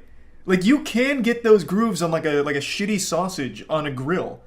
Like, if you don't know how to grill something and you're, like, fucking grilling up a sausage or a hot dog, you can get those grooves. The grooves aren't what convinces me. What really convinces me is there's, like, little corn chunks or something that appear throughout that load. Like, the grooves aren't the smoking gun in my eyes. More leads. We have to find what Lee. else to do. And with that, responds to my original DM. And not only does Cray Oh my respond God. to my original DM, What a twist. but he's claiming that he is the one that took the photo. Here's where where it came from. Yeah, of course, mate. What's my cut? I don't know if it was me being naive, but at the time, him asking me for money didn't really bother me. I was so caught up in finally getting What a an fucking answer to the asshole. story, I guess I didn't realize that him. Bro, what kind of weirdo's like, yeah, I'll tell you where the poop comes from. How much you paying me? What like, what the fuck? What an actual scumbag. Leading with asking for money is a little odd, so I obliged that they had provided it. No idea why. I took the pic of it, but it was funny as fuck. Cray is claiming his friend Nah, I don't took a believe shit on that. a pita I don't believe that. at the Stevenage football arena. No They chance. took a photo of it and they uploaded it as a joke. So in order to get some more proof, I asked That's a him if he could goddamn send lie. me a photo, a screenshot of the photo in his camera roll when the photo was taken. June 2nd, 2020. This was the first problem. We have that photo dated on Google Review, that was a lie. posted by Lee R in March of 2020. So after the date discrepancy, I Very decided thorough, to hit up very the smart. so-called PETA shitter himself, Trey's friend, Lewis. Or provide a post, anything that predates March 2020, I'll pay you and your boy. Don't worry about it. Giving you loads of answers for nothing. Going to football now. Didn't think you'd be like this. It's only a shit. It's only a shit, Lewis. It's only a fucking shit. You're only a fucking shit. You wanna be amateur football player? You're never gonna fucking make it, dude. Keep chasing that dream. Keep hoping for a sponsorship, Lewis. It's just a turd. Shitting in pitas and shitting on dreams. Guys, let me ask you something. Man, if fuck I Lewis. offered you $500, which was my current offer, at that point I didn't really know what to do, and I'm being honest, there really wasn't anything we could do. Until Lee R As posted if out another of review. nowhere, Lee R Yep. posts a new Yep. review on Google. Yep, I fucking saw that coming. There he is. Lee R different time zone. On that phone call, we'd have to convince the shop of the documentary we're doing, explain what's going on, Documentary. and then convince them to use their business on Google Mystery to send meat. a message to this random guy for some dumb American YouTube channel. And that's exactly what they And did. that's exactly what I mean, let's fucking go. I'm in his head right now. I feel like I'm investigating it now. It's, what is it? It would be about 1 p.m. 1 p.m. in the UK. Let's fucking go. We will find Lee R. Currently going through It's gonna end up being one of Wubby's friends. reviews on Google. We're calling up Prestige. The man Carpet closest to Wubby. Cleaner. Sorry, I look so. He's getting so excited. I'm getting excited with him.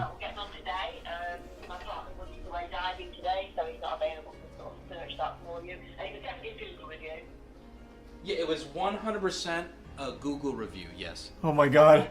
We're so close. Lee R is right around the corner. Okay, I appreciate it so much. Maybe. Lee R is gonna turn out to be DB Cooper. I feel like that was pretty good. Couple days here and give you hope, but unfortunately, as I Oh, record what? this, Lee R has not responded in any way. Man, what to a the fucking review. piece of shit. God damn it. I do think that we'll get better results if I ask for your help. I was If gonna you say, have that's any definitely the play. Information that leads to us The getting in arrest of contact Lee and R. finding out the source of this photo, I'm offering up a $5,000 bounty. Oh, to either wow. Who Lee R is or what this photo is of. We found an Instagram of someone we thought was Lee R.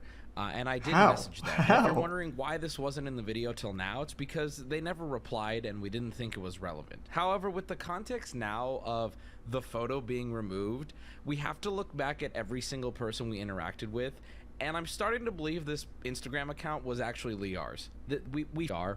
They saw my messages and they went and deleted the photo. Motivation? I don't know why. Maybe they're scared. Maybe they think they're in trouble. Does that mean it's proof? Does that mean it's meat? I don't know. The photo's gone. I cannot believe a couple days before posting this. Imagine being the guy behind that account. They're like, oh my god, fuck, someone finally saw that I shit in a pita. Oh my god, I'm going to jail. Jesus Christ. It's all over. Just fucking sweating. Staying up all night. Do I delete the photo? Oh my god. That's gonna make me look even more guilty in the eyes of the law. And then just drinking yourself into a stupor and then you just stumble to your keyboard and delete it. And now you've triggered all of Wubby's alarms and he's hot on your tail. So you fucked up. It's like Death Note, but if Light was like shitting at kebab restaurants, I guess. What a storyline. Removed. Hashtag turd kebab on Twitter. Any information, you can get $5,000. All right. Thank you so much. Bye-bye. Real quick before the end. Nice. What an incredible story. What a fucking story. After everything, after all the presented evidence, I am still firmly on the side that it is a kebab that looks like shit. I still don't think anyone could successfully take a shit like that. Ever. Under no circumstances. Or it is a gag poop that they put there as like a way of sabotaging the restaurant. It is either a kebab that looks like feces or a gag poop that they used as like a scathing review of the restaurant.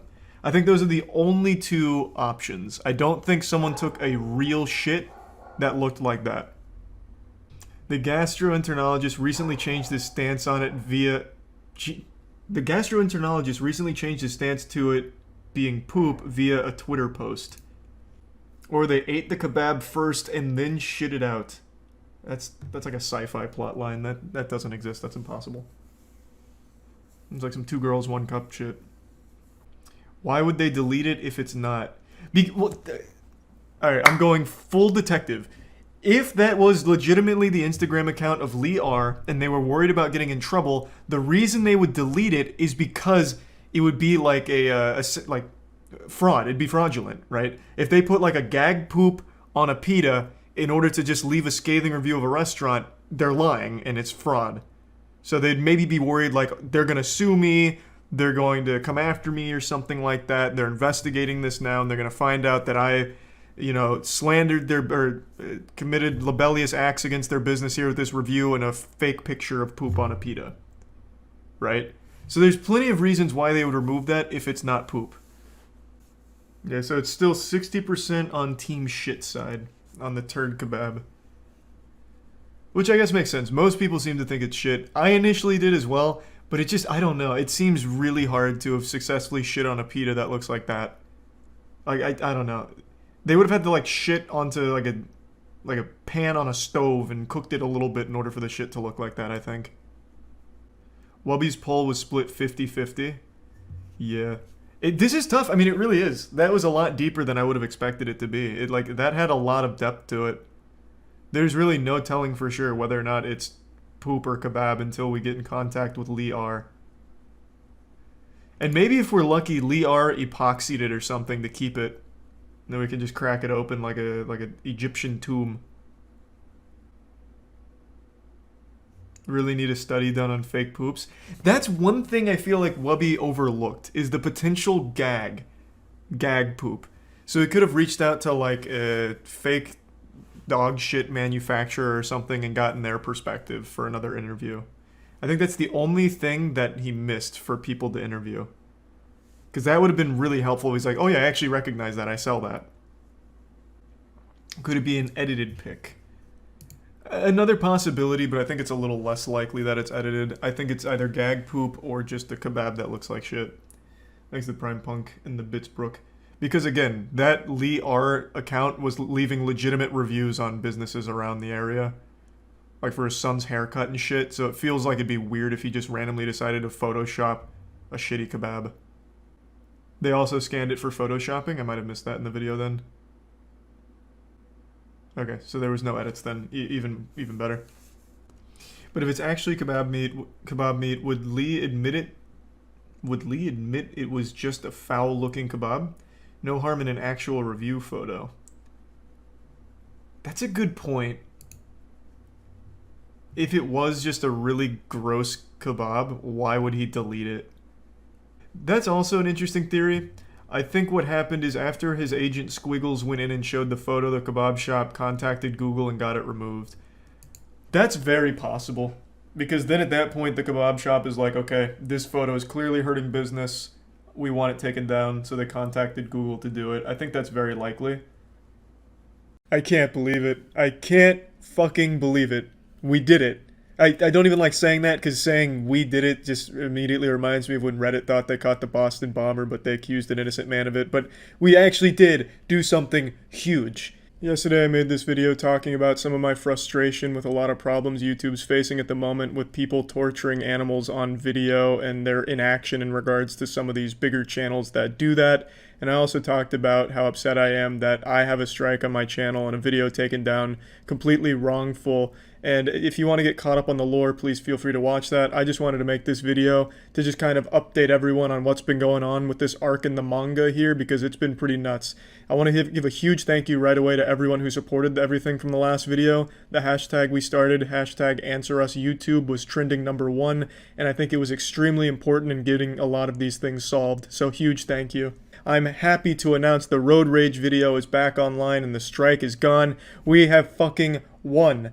We came into this war with our dick in our hands, and we're leaving with our dick harder in our hands now. This has been huge. To my knowledge, this is one of the few times YouTube has ever overturned a decision that they've claimed is absolutely final. So this really is a very big deal. A massive thank you, of course, to Markiplier as well during all this. And I just want to just give a whole big recap of everything that's gone down in the last 24 hours because it's been fucking wild. So as you know, the video itself looked like some kind of Chuck E. Cheese promotional advertisement where 4 mascots get into an altercation with a man, and it's clearly a fake video. But that's where this whole problem started. And the video in question was a fake road rage incident where a man in a SpongeBob costume, Mickey Mouse costume, Ice Age squirrel costume, and some radioactive purple karate master elephant all get together and pretend to beat up a man on the streets. The video is very clearly not shocking, disturbing, or graphic to the point where it's going to traumatize viewers and posted for the sake of shock value. Even if a 7-year-old watched that video who has nightmares about SpongeBob infiltrating his dreams like Freddy Krueger and beating him up, he would likely not be disturbed by the video because it's very clearly a staged viral video from years ago. It's all fake. It's not a real road rage incident, and it takes anyone only one watch of the video to recognize that. But for some reason, YouTube maintained its decision to keep it down for shocking and graphic content, and they rejected my initial appeal. And no matter how far up the ladder I brought this issue internally at YouTube, this team in particular maintained its decision even after they were fed evidence that it was a fake stunt in the first place. With my cock becoming irredeemably flaccid, I turned to Twitter in a last-ditch Hail Mary to maybe try and get this handled publicly, to which Team YouTube responded by saying that the decision is final, they are standing by that decision, and they will keep fucking me in the mouth by keeping the strike on my channel. As the desperation became overwhelming and my eyes were rolling into the back of my head, I was damn near injecting myself with heroin just to try and get through the night. I decided to go back to where I even saw the video in the first place, which was in a Markiplier video. It was in one of his Try Not to Laugh compilations, and I posted a screenshot of it on Twitter saying, you know, Markiplier did it too, where's his strike? And I want to make it clear, I wasn't fucking snitching on Markiplier. The idea of that tweet was any rational person would see that and be like, Jesus, okay, obviously this isn't violent or graphic content. Markiplier is making a Try Not to Laugh about it. It's clearly a goofy piece of content, not some kind of shocking terrorist attack on the streets or anything of Russia. Markiplier is not laughing about a man getting brutalized and decapitated by SpongeBob and the Dirty Boys or anything. He was simply laughing at what is a fake viral video that everyone's already seen. And that was the idea of the tweet, to show YouTube, look, it's obviously not violent or graphic. And Markiplier understood that. He even quote tweeted it saying, fair is fair, where's my strike? Obviously, he didn't actually want a strike, and he really shouldn't have got a strike, but you know what fucking happened? YouTube doubled down, dropped their fucking asshole right on both of our faces, and gave him a strike only an hour after he did that tweet. Right before I went to bed, I looked, and the video got taken down for violent and graphic content. This was honestly one of the pettiest things I've ever seen from a big corporation. To go this hard in avoiding responsibility, instead of just saying, hey look, we made a mistake, we'll go ahead and get this fixed now, get it taken care of, and we can just move on and bury this. Instead of doing that, they fucking crack their knuckles, roll up their sleeves, and say, you know what, fuck it. Peace was never an option. And they striked one of the most wholesome creators on their platform. That was absolutely unexpected by, I think, everybody. Markiplier made an incredible video today talking about it, where he goes into detail as to why this is a huge problem. He also offers solutions to it, and I think it's an incredible video that everyone should watch. Even though this has all been resolved now, I'll go ahead and spoil the ending to this anime. Less than 45 minutes ago as of making this, YouTube decided to overturn its decision, saying that we were right in the first place, the video is not violent or shocking. So I want to give a huge thank you to YouTube for taking the time to go back and reevaluate the video and understanding the context and understanding it's not actually violent or graphic or anything like that. And hopefully we can move forward to have more open channels of communication to avoid problems like this in the future. Now, Markiplier's video, even though this has been resolved, I think is still something that needs to be watched. He does a great job of illustrating all of the problems that surrounded this entire controversy and a lot of problems that I think YouTube needs to face inside and battle their own demons to figure out how to make the platform better. He offers great solutions and a really good insight into all of it. And I also want to talk about something he mentions as well, and something I mentioned in the video yesterday. YouTube really should be responsible for removing content that is violent and shocking. The rule itself isn't wrong. It's the enforcement that seems to be very all over the place. The fact that everyone internally on YouTube isn't on the same page leads to these kind of issues. And since they don't communicate, it means everyone has a big fucking problem, and it creates a lot of fear on the platform because you don't know what's going to be interpreted as violent or shocking. And that's a big issue. Markiplier also brings light to another issue where he mentions his partner manager has to fight for him at YouTube's headquarters to get things like this handled. And that's a big problem, that there has to be a fight for creators. How everyone's not on the same page, so people have to fight with each other to get things working the right way. I mentioned something similar, how my contacts at YouTube, like Dominic, are absolutely wonderful. But they have to like step into the fucking Thunderdome like it's the Coliseum and fight for their lives to get these things handled and fight for the creators. That's a problem, that YouTube has to have this kind of internal fight to get things going because not everyone's on the same page. That right there is a big issue, and that's why a lot of these issues spring up like this.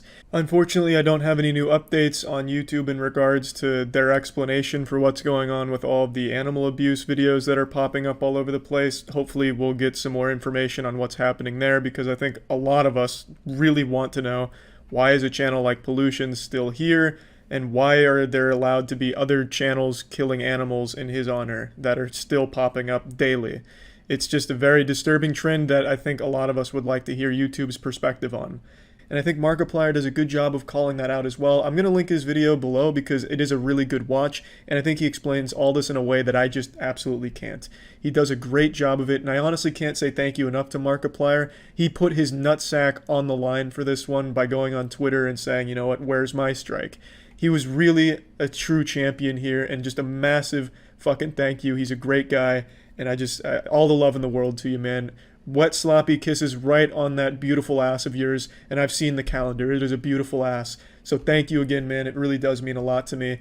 And hopefully this entire ordeal can lead to maybe a positive change internally at YouTube, where there will be more open communication and direct lines, and maybe not such reluctance to go back and reevaluate something.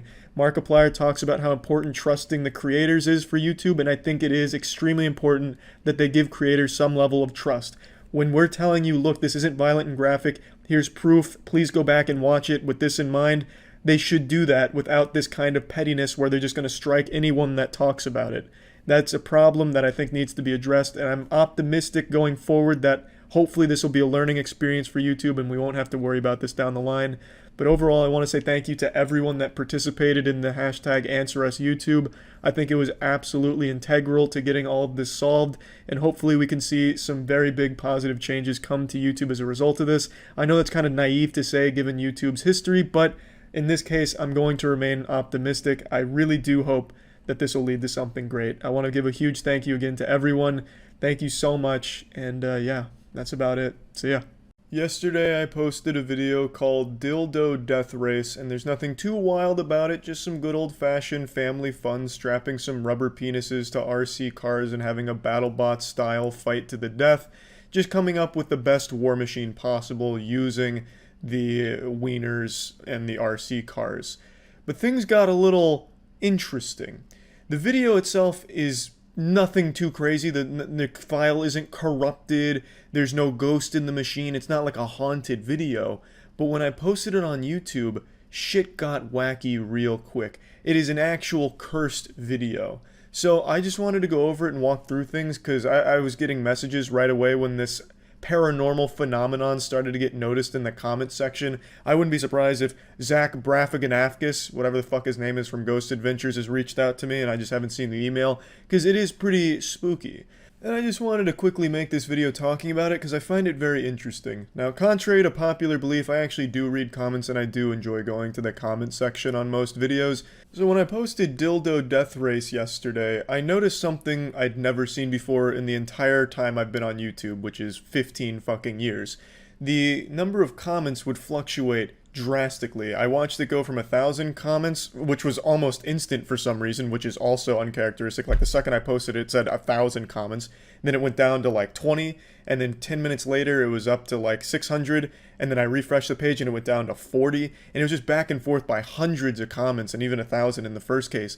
which isn't, you know, like the weirdest thing on YouTube, because sometimes the data desyncs on the YouTube studio, the calculator, the hub where it shows you everything. Sometimes the data flip-flops, but it eventually gives you an accurate reading on like views, comments, and shit like that. But here, it never happened. In fact, even to this day, as I'm making this video, at this very moment, the comments are still fluctuating and mysteriously vanishing. I'm not trying to make this a grand mystery up there with like the Dyatlov Pass or DB Cooper, you know, this isn't a Lamino video, but there is something very interesting afoot with this video and this video alone. You see, it's not just the data that's incorrectly calculating things and not showing the comments. What actually happens is the comments themselves are being auto-deleted by YouTube after exactly 18 seconds in most cases. Sometimes there are comments that survive this purge, and those comments will often be deleted anywhere from 20 seconds to an hour later automatically by YouTube without me doing anything or ever seeing them. This includes my own comments. In fact, the only comment I've made that survived is one that I've pinned. Every other comment I've made has been deleted in 18 seconds. Now, I tested this on stream just to show you. I've done this a lot of times. I've posted about it on Twitter, making people aware, like, hey, I'm not deleting these comments, so just know that. And then people would post videos of them leaving comments and watching them disappear. Now, it's not like they're just being marked as spam or anything, or like going to some separate area in the comments, like held for review or shit like that. They're not in purgatory. The comments are just outright deleted. So I'm going to show you me doing it on stream. And that way you know that the comments are just straight up fucking gone. Vanished into the void, into the nether realm, the fucking shadow realm. So, let's see if it's still going on. I imagine it is. It's been doing it for 2 hours. When you type a comment here, it auto-deletes itself after 18 seconds. Oh, hold on, you can't see that there. Good fuck you. What are you the guy doing it? The man behind the curtain?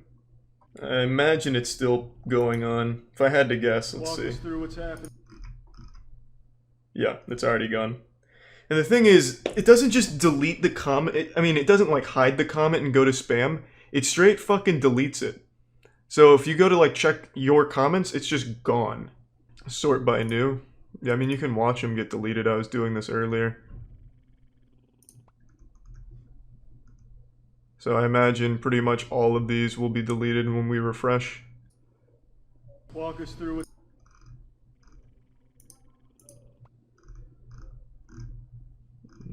Yep. All of those are gone. It's fucking crazy.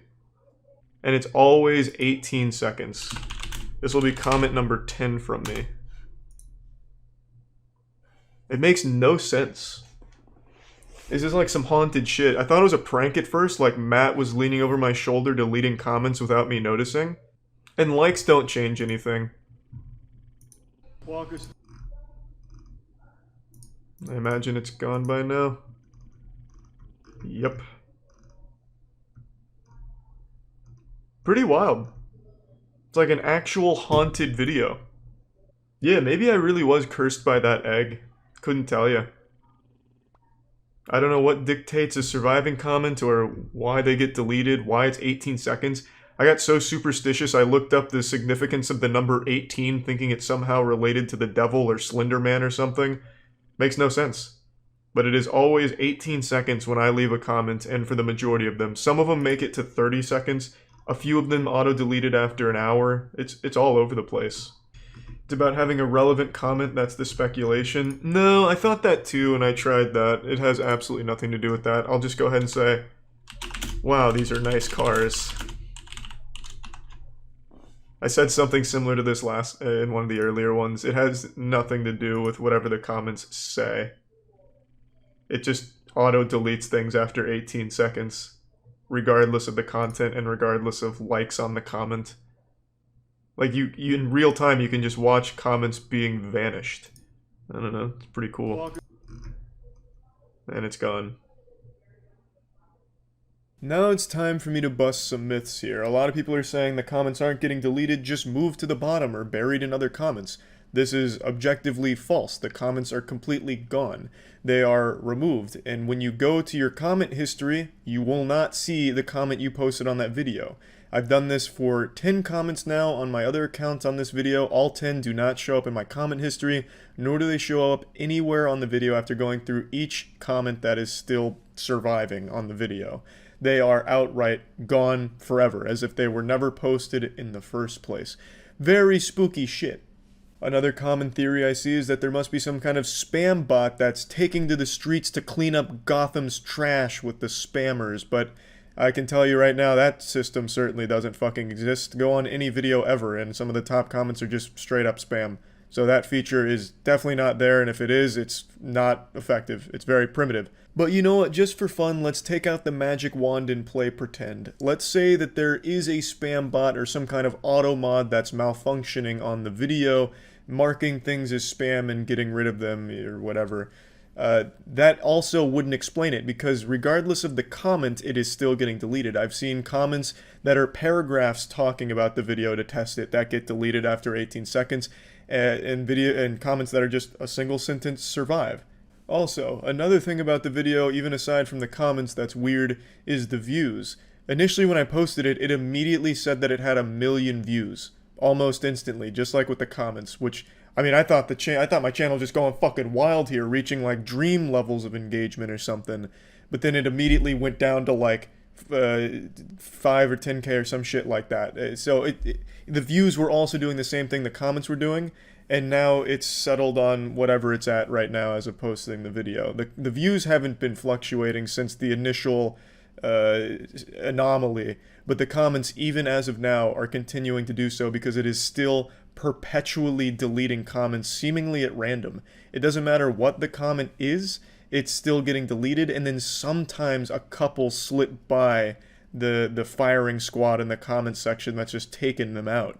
I don't really understand what's going on. I don't know if it's going to happen on this video either, because this is the first video I'm posting after this strange event here, this paranormal activity. So I guess we'll see, but yeah, I mean, it's fucking weird.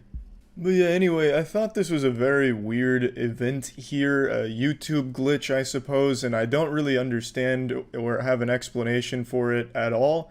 And it doesn't seem to be getting fixed either, and it, again, it's only this video. I've checked other videos that were posted roughly around the same time this was, and none of those have this problem, and none of the other videos I've posted before this one had this problem, so I truly just don't really understand why that's happening. But yeah, anyway, I just thought I'd talk about it and at least let people know I'm not like deleting your comments, because I know a couple people, like when this initially started to get traction and people noticed, emailed me asking why I deleted their comment. I didn't do that. I don't delete comments, so it wasn't me. I don't know what the fuck is going on with it, and yeah, that's about it. So yeah. There's nothing as useless as those YouTubers, self-help gurus that just feed you inspirational cliches and tell you that if you keep buying their books, you'll magically manifest success and riches, somehow be getting laid all the time, you'll be getting more pussy than a pair of panties. They just keep pumping these programs that are extremely expensive that are somehow convincing desperate people that by spending money on this program, it'll allow them to become these successful alpha males. It's fucking sad. It's not helpful, it's useless. It's not even goofy, it's just pathetic. It's not delivery, it's DiGiorno. It's taking advantage of people that are extremely vulnerable, maybe just going through a rough period, and they see these 2-hour-long videos that it's manifest your second brain in order to make $1 million, and then it's just useless quotes, useless sentences, and then sometimes them just selling a product that is, again, just preying on your vulnerabilities. I absolutely hate that whole self-help guru community for the most part. I do think there are genuinely good people that try and help other people through their own life experience and telling them certain things, but those people aren't usually the ones selling $2,000, $5,000 programs that are basically just telling you, quit your job, buy a suit, get a dog, hit the gym, and then purchase my shungite crystals to rub over your body in order to align your chakras with success. Then all of a sudden the stork or the tooth fairy's gonna drop $50,000 under your pillow tonight. It's just absolute fucking garbage. And kind of stemming from that, I found on stream one time that there's entire channels built around just these long, hour-long, 2-hour-long videos where it's some narrator just saying things like, I will manifest my money. My success is entirely in my own hands, and I will be successful. This is just completely worthless, and it's just a lot of bad nonsense. So I wanted to share a little bit of that with you. This is why all billionaires wake up at exactly 4 a.m. What? Is it like something magical and mystical, like 3 a.m. being the witching hour, 4 a.m.'s the billionaire time? Why are successful people waking up at 4 a.m. and not a different hour? What is the secret behind it? Is this satire? There's definitely a skit. Well, they know how their brain works, and they take advantage of their brainwave states and brain chemistry.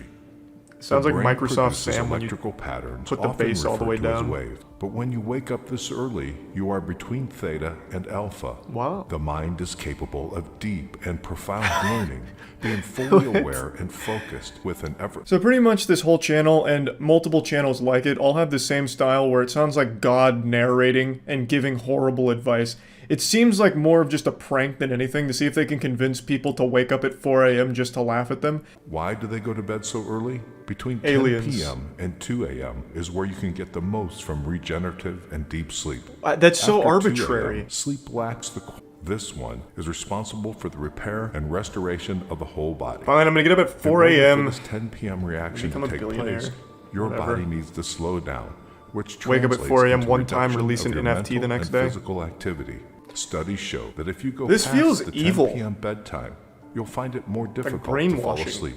Early risers, and they don't need to ask for it. No, you can wake up That at 4 a.m. and science still be a of early loser. morning hours is what helps them Plenty of use people their do it. potential to the maximum. High levels What do they of even gain out discipline. of making this A video? disciplined morning It's just all guides wrong. them towards a whole day of discipline. And this is exactly What, what like, supports their successful life. Are they selling sleep? The peaceful Is this a and mattress quiet company? time you get What is this channel? Is it all like this? Just blatantly wrong and weird shit? It goes straight to your subconscious mind. I am.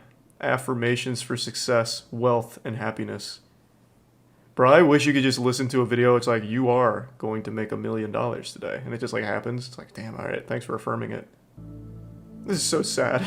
Like, there are absolutely people, I have no doubt, for the last 3 years this has been up. They listen to this daily and are wondering why they're still not a millionaire. It's super cult-like, really. They really try and convince people that one of the big secrets to billionaire success is the fact they get up at 4 a.m. specifically, just being an early riser. Even though, if you get up at 4 a.m. for the rest of your life, there's a almost 100% chance you won't become a billionaire. I am love, and I am compassion. I am esports. Deficiencies transform through love and acceptance. Today, my own well-being is my main priority. Yeah! I completely trust my inner voice. Well, that's not always like the best guide. The more I get to know myself. Man, they made a killing off this trend. I am rich. I release all negative energy over money. Money comes to me easily and effortlessly. I use money to better my life and the lives of others. Not wrong when channel has almost 8 million Wealth subs, constantly 10 million flows views. into my life. It is coming easy. Money is the root of joy and comfort. I'm sure there's more than money for happiness, Money right? and spirituality can coexist in harmony. Money and love can be friends. Quick, everyone, check your bank accounts. Is it going Money up? is my servant. Is it working? I am the master of my wealth. I can handle massive success with For everyone grace. listening, I began listening to this daily last year, 2020. Now in expands my life's 2021, I've opportunities doubled and my income. experiences. Moving into an apartment twice as big and have Money thousands in my creates savings. positive impacts in my life. Alright, well now that we've manifested some money, I'm gonna go manifest a little bit of a tinkle into my toilet. Hey, hopefully you all did your positive affirmation exercises while I was away. Do we have any new millionaires in here now? Techniques to activate the second brain. It's about time. Who discovered Human that? is a very important bio battery that can be charged, can store and get energy. People are success because Oh, those are the same they channel. know Jesus how to Christ. Focus, so energy very scattered and you lose energy. So where is the second brain located? You don't get sick, do you? No, a long time. So the Westerner discovered that intestinal. That's where the here, poop lives. The structure of intestinal is like a battery. No, it's like a negative, septic positive, tank. Negative, positive. Scientists, they discover the second brain there 100 years ago. The second brain is where my Until now, shit they still goes? don't know what to do. But now they just No wonder I'm having such a hard time activating it. the small intestine, the large intestine, they cover them and they dilate them. Now I understand that, oh, this is what the Tao always talk about. You're close enough, I guess. The center of he's getting in there. The second brain hides in the intestines. In the center of the navel. Warm, and this also a battery can store energy. So is it better to have it surrounded by poop? So all what we do now, do I need to like people now is get addicted to laxatives or what? Okay. Because the battery, now you have to find balance. Some of them is too extreme. This is supposed to be a technique to activate my second brain. Hate people, and I haven't learned any techniques. And your neck go like this. I'm exhaling. Whoops. And now when you exhale, you curve down. So you curve everything down. Inhale. Exhale. Curve enough that I can see through walls now. We have breathing in golden light into your spine and your brain, and exhale cloudy and gray color out. Fuck, all right. Sometimes I've we ascended. let go all the Jesus, this is still. down to the ground. It When still you is do fucking for a 6 while, minutes. You rub your hand warm. And Was you I hand levitating? warm, Did you guys see me like you lifting set off on my chair? I felt like and I you was bend really down. starting to get up. You You disappeared there for a minute. Okay, the energy that you feel. It's just people encouraging each other. It has nothing to do with the videos. Fear in the kidneys is like an eye-opener because when some people are afraid, they will pee themselves. This makes so much sense. Also, when I'm nervous, I feel sick. Notice how he said, inhale and a golden light enters your brain and spine, and exhale and a dark cloud and smoke leaves your body. Truly a wise master. He knows visualization and breathing are the key. Wow. Yeah, that was an eye-opener. Well, my second brain is firing now. Yeah, needless to say, these exercises were extremely effective. I've now been using 2 brains, which makes me just about twice as smart as your average middle schooler. I have been going fucking wild with my newfound superpowers. My X-Men genes have awakened, and I am now above the normal mortal coil. I am above you mere humans, thanks to these inspirational experts who have given me all of the information and tools I'd need to clear the poop out of my second brain to keep it clear and functioning appropriately and keeping the battery charged. But this is the exact shit I'm talking about. It's actual worthlessness. I'm sure being told that you're special and things are going to go great helps somebody, but when you're trying to market it as like a real thing, or even worse, this isn't too bad since the videos are free, but if you're trying to market like a program that's just this shit, I think it's truly just kind of evil to prey on people's vulnerabilities and wanting them to believe that by listening to your shit or constantly buying your products, it'll help them be more successful when you know that it's not, because it's just absolute nonsense like this. Listening to these endless like brainwashing seminars is never going to allow you to conjure money magically. You're not going to be some kind of finance bender like in the Avatar universe or something with money instead of an element. It just isn't going to happen. It's just really, to me, very silly and evil, again. So I just wanted to talk about it a little bit since I recently found this whole community that does videos like this. Not all of them sell things associated with, a lot of them are just these really long videos that are just constant affirmations and just repeating of cliches. And like I said, I'm sure that does help some people like maintain a positive outlook, and that's fine. But overall, I just find the entire thing to just be a little scummy. So I just wanted to talk about it just a bit, and that's it.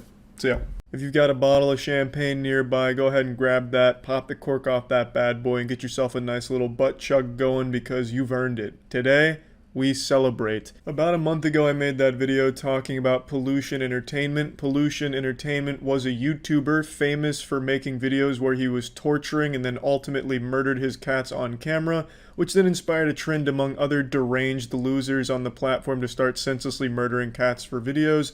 And I'm happy to say that today, nearly a month later, he has finally been fucking banned off the platform. Better late than never. I gave YouTube this homework assignment to look into Pollution Entertainment a month ago, and they're turning in the assignment long overdue. It's very late, but you know what?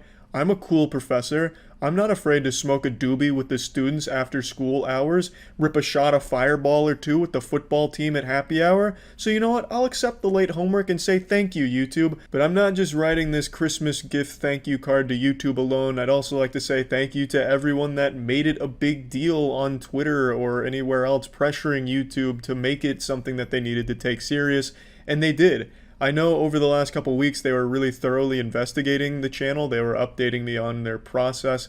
And not only did they take down Pollution's channel, but they took down a lot of the other copycat channels that I was aware of, as well as a couple other ones that I'd never even heard of before. So they really did make good strides in getting rid of that fucking awful, deplorable content that was infesting the platform. Now, obviously, banning Pollution isn't all of a sudden just going to eradicate animal abuse across the board, where animal abuse cases drop to 0 overnight. But to take away the platform where these limp-dicked monsters are sharing this kind of garbage is a great thing. YouTube shoved their ass in his asshole and Pollution is banned, and they did that to other ones as well, so they've now set the tone where if they see these videos again in the future, I like to imagine they'll act a little bit quicker since now they've set the precedent. It should be a lot easier now for when a channel like Pollution's happens to pop out of the fucking sewer. It should be taken care of much quicker, since they've already done it now. While YouTube is still obviously not perfect, the sun does shine a little brighter knowing that evil douchebags like Pollution aren't on the platform anymore, and other channels like him all taken out today by YouTube like it was fucking Judgment Day and Terminator 2, and I think that is absolutely wonderful. But again, I know this doesn't absolve them of their past sins, nor does it make them the knight in shining armor who's going to come and listen to every single one of our problems or anything like that. I mean, good example is a couple days ago, there was a video from a channel called Mama Max that was exposing a predator, and they took down the video and said it was because he showed a phone number or something like that. But to take down a video like that, why not just say what the problem was and then say you can get the video back up if you just use the YouTube built-in editing tool to take that one part out?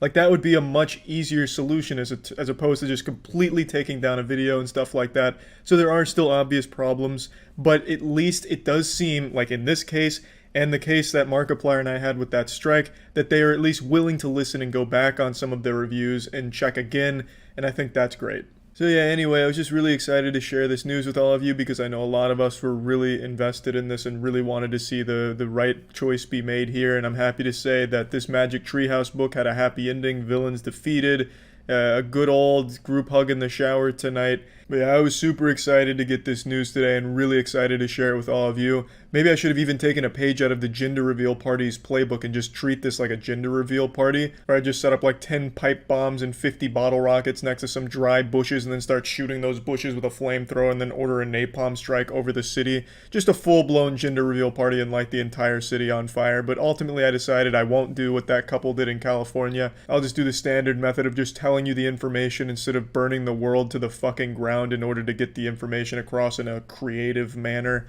So yeah, I mean, again, this is great news today, and again, thank you to everyone that made this a big issue and did make it something serious that YouTube had to really look into and get very serious about, because I think it was a problem, and I'm glad to see they addressed it, and hopefully we won't see something like this happen again. That's about it. So yeah. Today, I'm breaking the magician's code. I'm peeling back the curtain on YouTube and showing you the Krabby Patty secret formula on the other side, so I hope you've been practicing your kegels, because I'm about to fuck you with knowledge. So I've been on YouTube for around 14 years now, and I've learned a lot about the platform in all that time, and never have I learned more about YouTube than over the last 6 or so months with my company, Human Media Group. Since we work directly with YouTube, I've learned a lot from them, and I feel like it'd be really beneficial to share a lot of what I've learned with the whole platform. Now, this isn't going to be like some WikiLeaks shit. I'm not going to be like the Edward Snowden of leaks here. I don't have any crazy mind-boggling information where, you know, it turns out YouTube HQ's hiding pirates' treasure like the One Piece, and they've cracked faster than light travel but refuse to share. It's nothing like that. It's just a lot of things that I think people could benefit from as a creator. So I just wanted to just put this out there so that way people that do have dreams of being a content creator on the platform would have a better idea of how this mysterious beast functions. Now I want to kick this bad boy off with just a real quick one here. Speed run a nice little fun fact for you. The best possible day and time to upload on YouTube is Wednesday evening. Early evening on Wednesday. is supported by all of YouTube's data to be the best possible time for an upload due to the amount of eyes on the platform and the amount of time they stay on the platform. So, for creators, you may want to put your big releases on a Wednesday night because that's when everyone's at home, dick in hand, ready to consume some YouTube content. And while I've got you feeling a little greasy, let me go ahead and pluck another apple from this tree of YouTube knowledge. The trending page does fuck all for views. The trending page increases views by like 2% or 3%, I think it was, some very trivial number. The trending page is mainly just there for the sake of showing YouTube's best on that day. As most of you have imagined, a lot of what you see on the trending page is very consumer-friendly content, brand-friendly, good image. You're not going to see anything too wild on the trending page, and even if you did, it wouldn't do anything for views. The trending page has a very negligible effect on the actual performance of a video, so I just thought that was something pretty interesting as well, since a lot of people like to whine about not making the trending page. So now I want to get to the one that I think is the most interesting. It's asking people to subscribe. Everyone does it on the platform. I don't personally do it just because I just don't care to. I make content for the sake of making it. I have a lot of fun making it. I'm never thinking, oh, how many subscribers is this going to get me? I need to remind people to subscribe to my channel. I just don't think that way. I don't really care to. But it is common practice on the platform, and I have no issues with people that do. In fact, it is one of the most effective things you can possibly do with your content online. Not just YouTube, but in general. If you ask the spectator to do something, it makes them like 3 or 4 times more likely to do that action. I haven't pulled up the data in like a week or so, but it is substantial. So when you ask somebody to subscribe to a channel, it makes them much more likely to do that. For example, if you take Dream is a Minecraft channel, one of the fastest growing channels on the platform, might be the fastest growing behind T-Series. He's like the fucking T-Series of Minecraft when it comes to growth. And at the start of every video, he says something. This is Minecraft Manhunt. Also, according to YouTube statistics, only a small percentage of people who watch my videos are actually subscribed. So if you end up liking this video, consider subscribing. It's free, and you can always unsubscribe. Enjoy the video. This is a call to action. A lot of YouTubers do this, and I don't think they even realize how effective this is.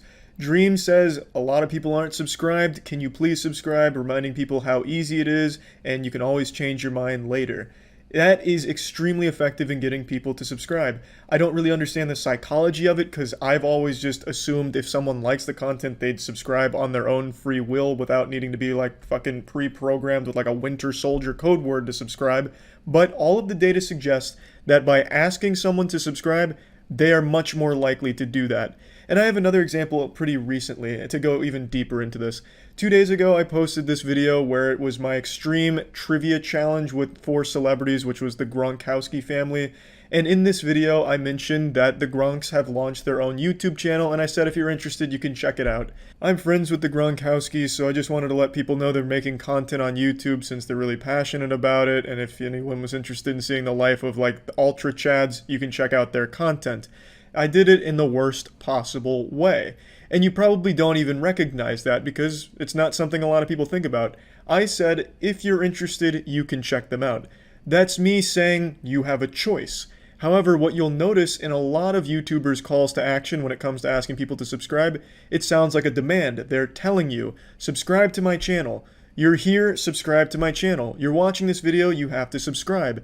And that right there is a lot more powerful than making it sound like the audience has a choice in whether or not they do. If I was to slam my fist through this glass table and shout, you have to subscribe to my channel right now, there would be a lot of people that probably would, that otherwise wouldn't have. And if in the video a couple days ago I said you have to go subscribe to the Gronk's channel, more people probably would have subscribed to that channel. They gained around 4,000 from just saying, hey, if you want to, it's there.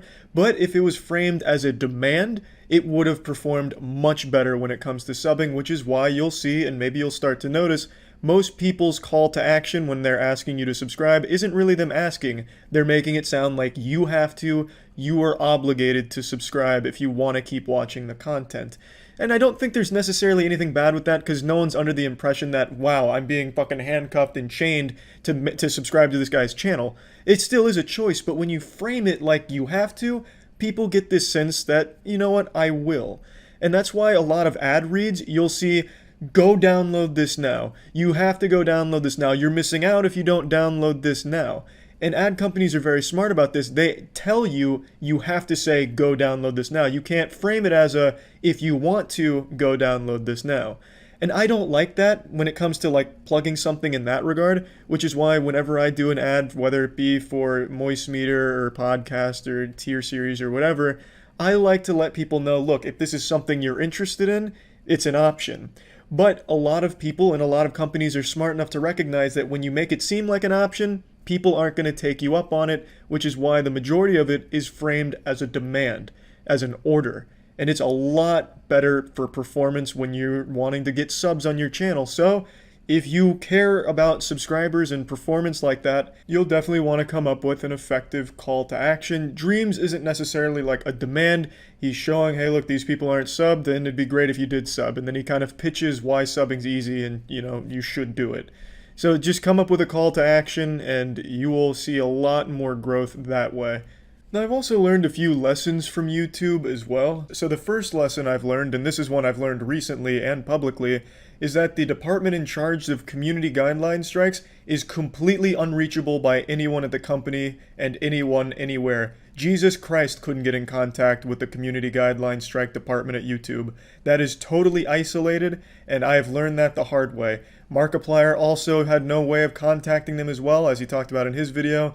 As many of you know, about a week ago I was talking about a strike that I had gotten, how difficult it was to get it resolved, even though it was a completely bogus bullshit strike. Mark then had the same problem, and then it eventually got resolved due to pure luck and the community rallying together to get it resolved publicly on Twitter.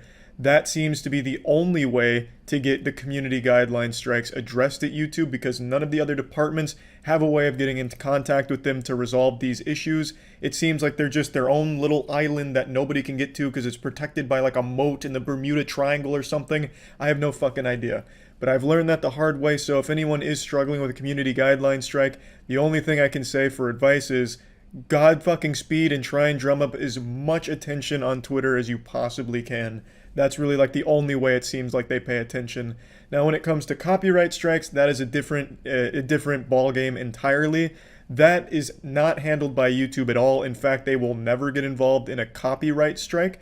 That will always be handled off-platform by the two parties. YouTube is adamant about staying very hands-off in anything involving copyright disputes, which is why when that does happen, you need to either have a lawyer reach out to the company or whatever is copyright striking you and settle it that way, which is time consuming and expensive and inefficient, but YouTube really wants to maintain this level of neutrality where they don't get involved, which I think is a misstep because there is just blatant incorrect enforcement of copyright strikes. And it's not really neutrality because it's favoring whoever's copyright striking, since there is no punishment at all for when the copyright strike is wrong.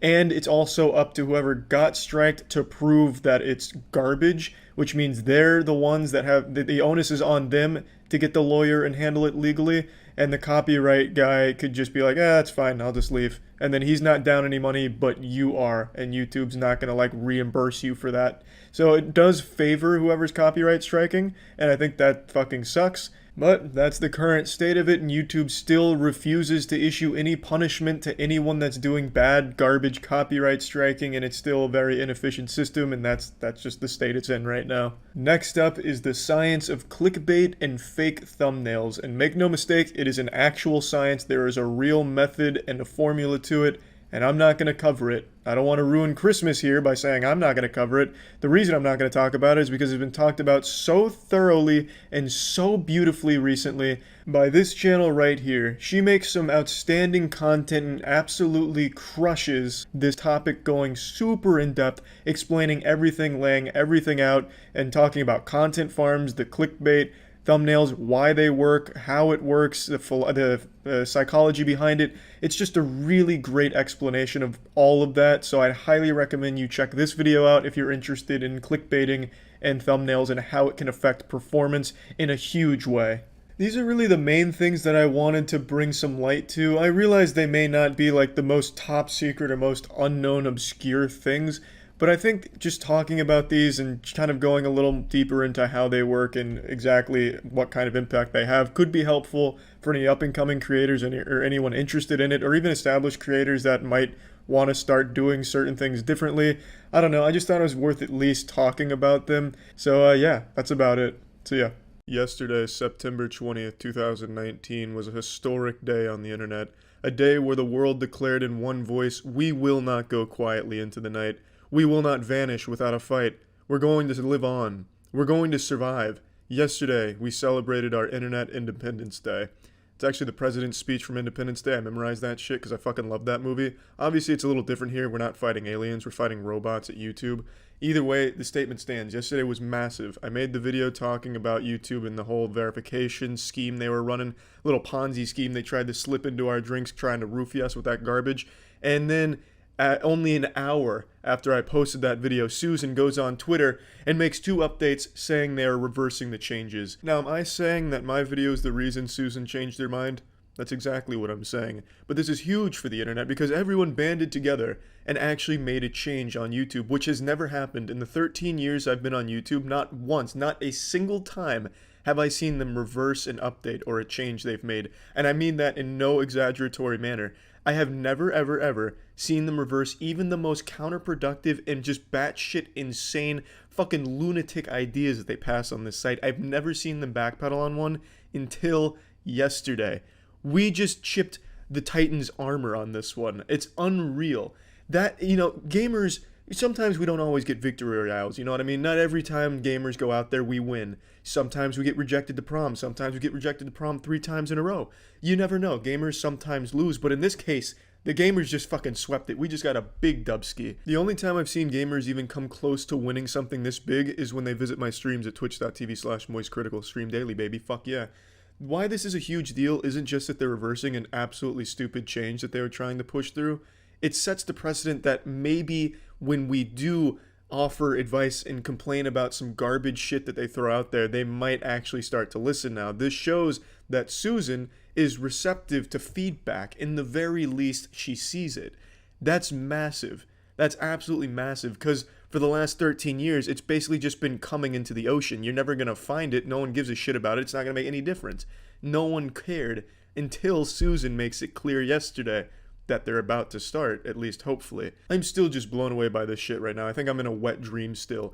For 13 years, YouTube could literally drone strike an orphanage in Nebraska, reducing the whole facility to ash, rubble, and corpses, and they wouldn't apologize for it. They wouldn't do anything to, you know, improve their brand image or anything. They just waited out and hoped people just didn't give a shit after a certain period of time, and it always worked for them.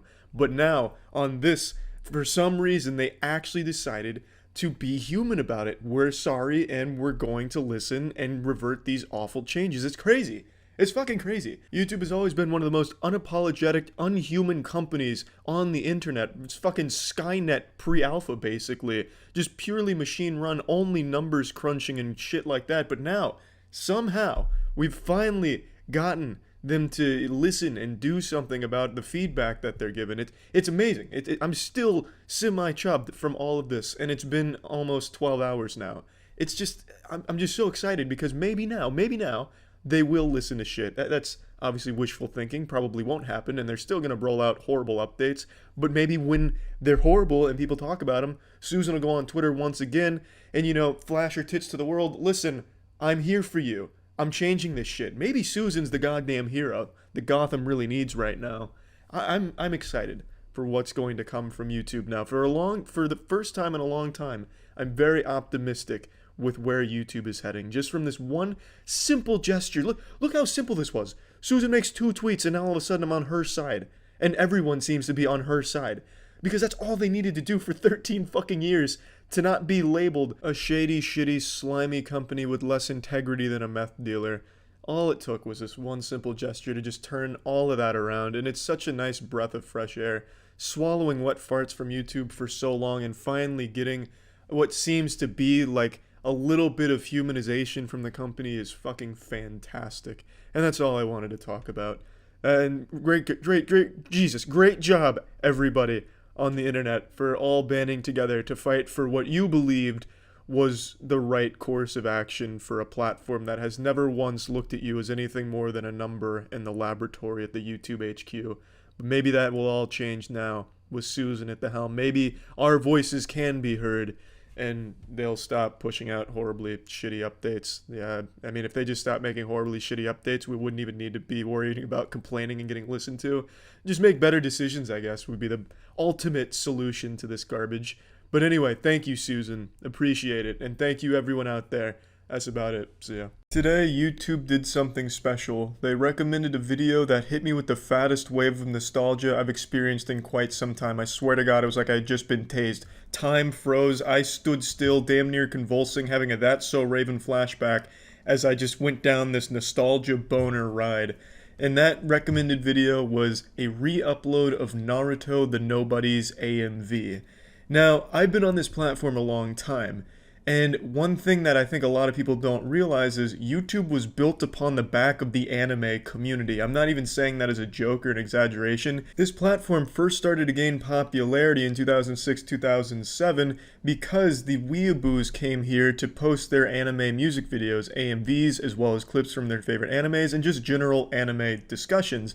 It is genuinely a great deal of debt that Google owes to the otakus in the world for creating them and making them as powerful as they are these days. I mean, I think it's time we tip our hats, take our fists out of our waifu pillows, and just give them a real salute, because without the anime fans using YouTube as a cum dumpster for AMVs and poorly edited AMVs, you wouldn't have this video sharing monopoly that you do these days. For better or for worse, they built it. And now they're kind of extinct. AMVs are a lost art. They're completely dead on the YouTube as far as I can see. But I want to talk about them briefly because I feel like it's kind of erased history, kind of just pushed to the side. No one wants to talk about the dark past of YouTube, the old age of when AMVs ruled the platform. Because it wasn't that long ago. I first found YouTube in 2006 with the infamous RuneScape Falador massacre. God rest those poor souls that lost their lives on that bloody battleground.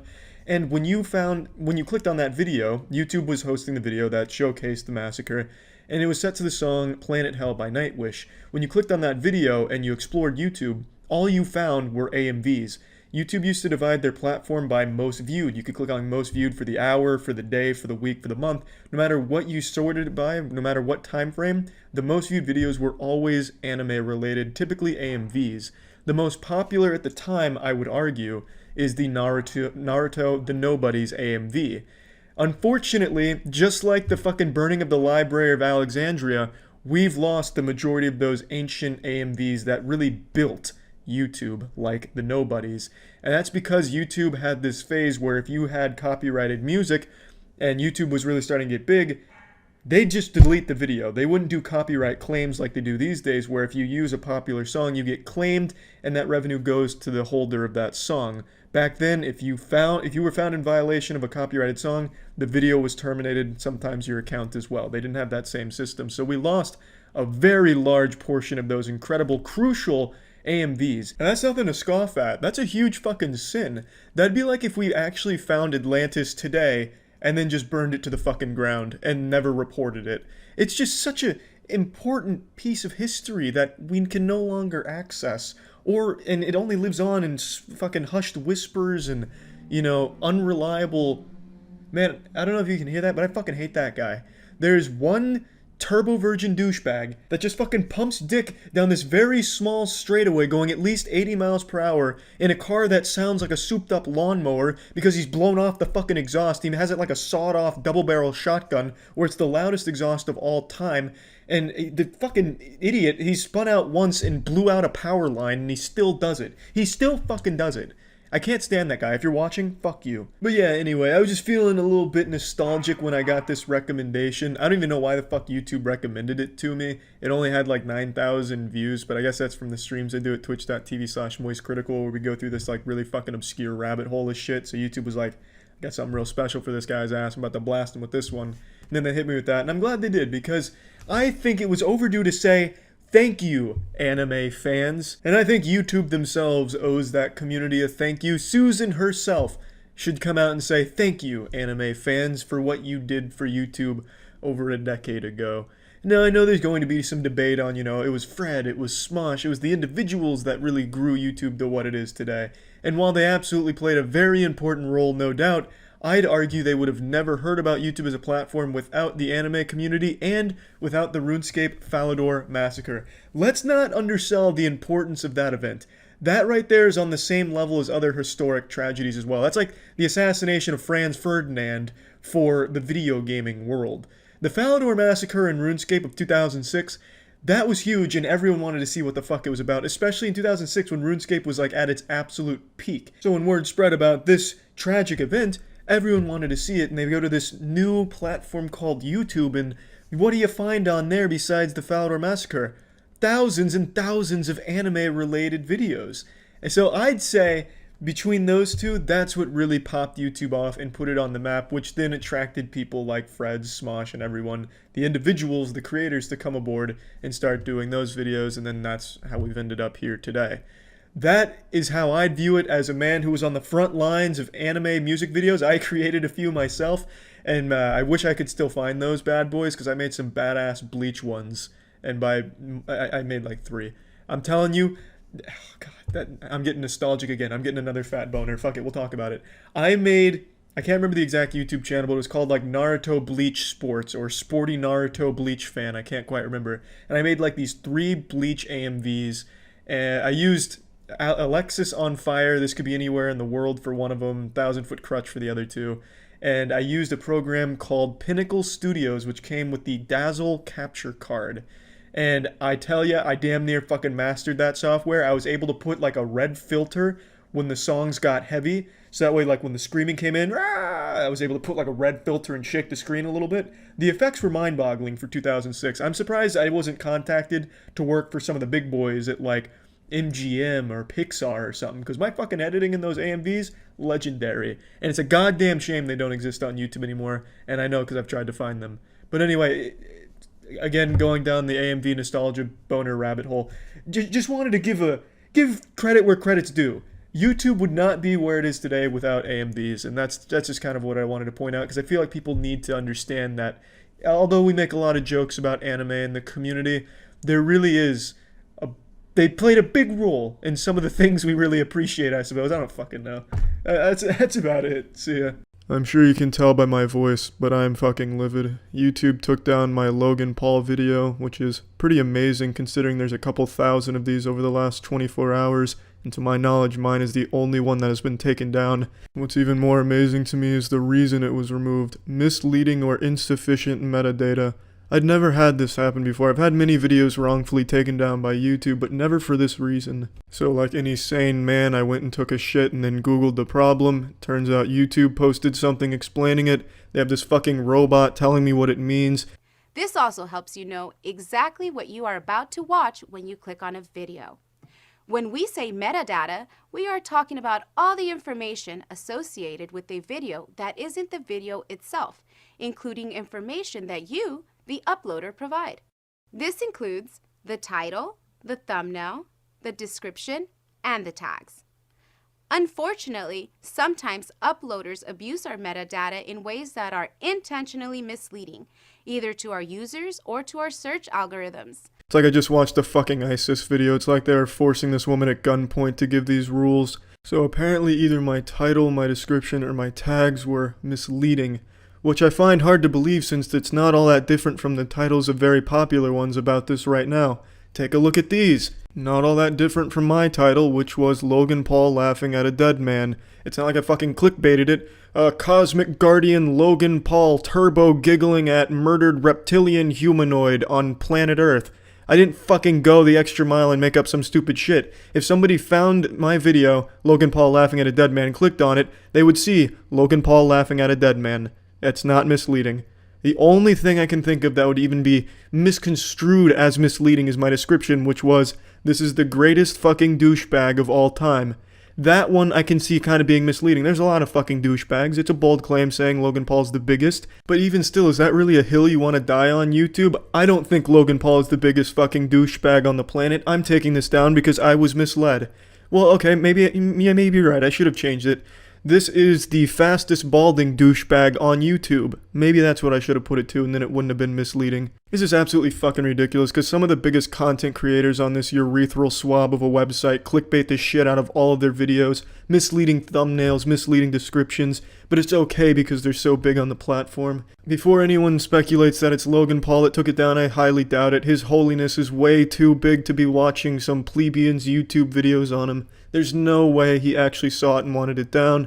I think it's just YouTube selectively enforcing their fucking vague rules. Obviously, I appealed this and I'm sure someone at YouTube HQ is gonna wipe their asshole with that, but at least I'm trying to get the video back up. I really have no more to say about how absurd YouTube's been over the last few years, but man, this is a nice barbed wire dildo on top of my birthday cake that I can squat my fucking ass on. Unbelievable. Absolutely unbelievable.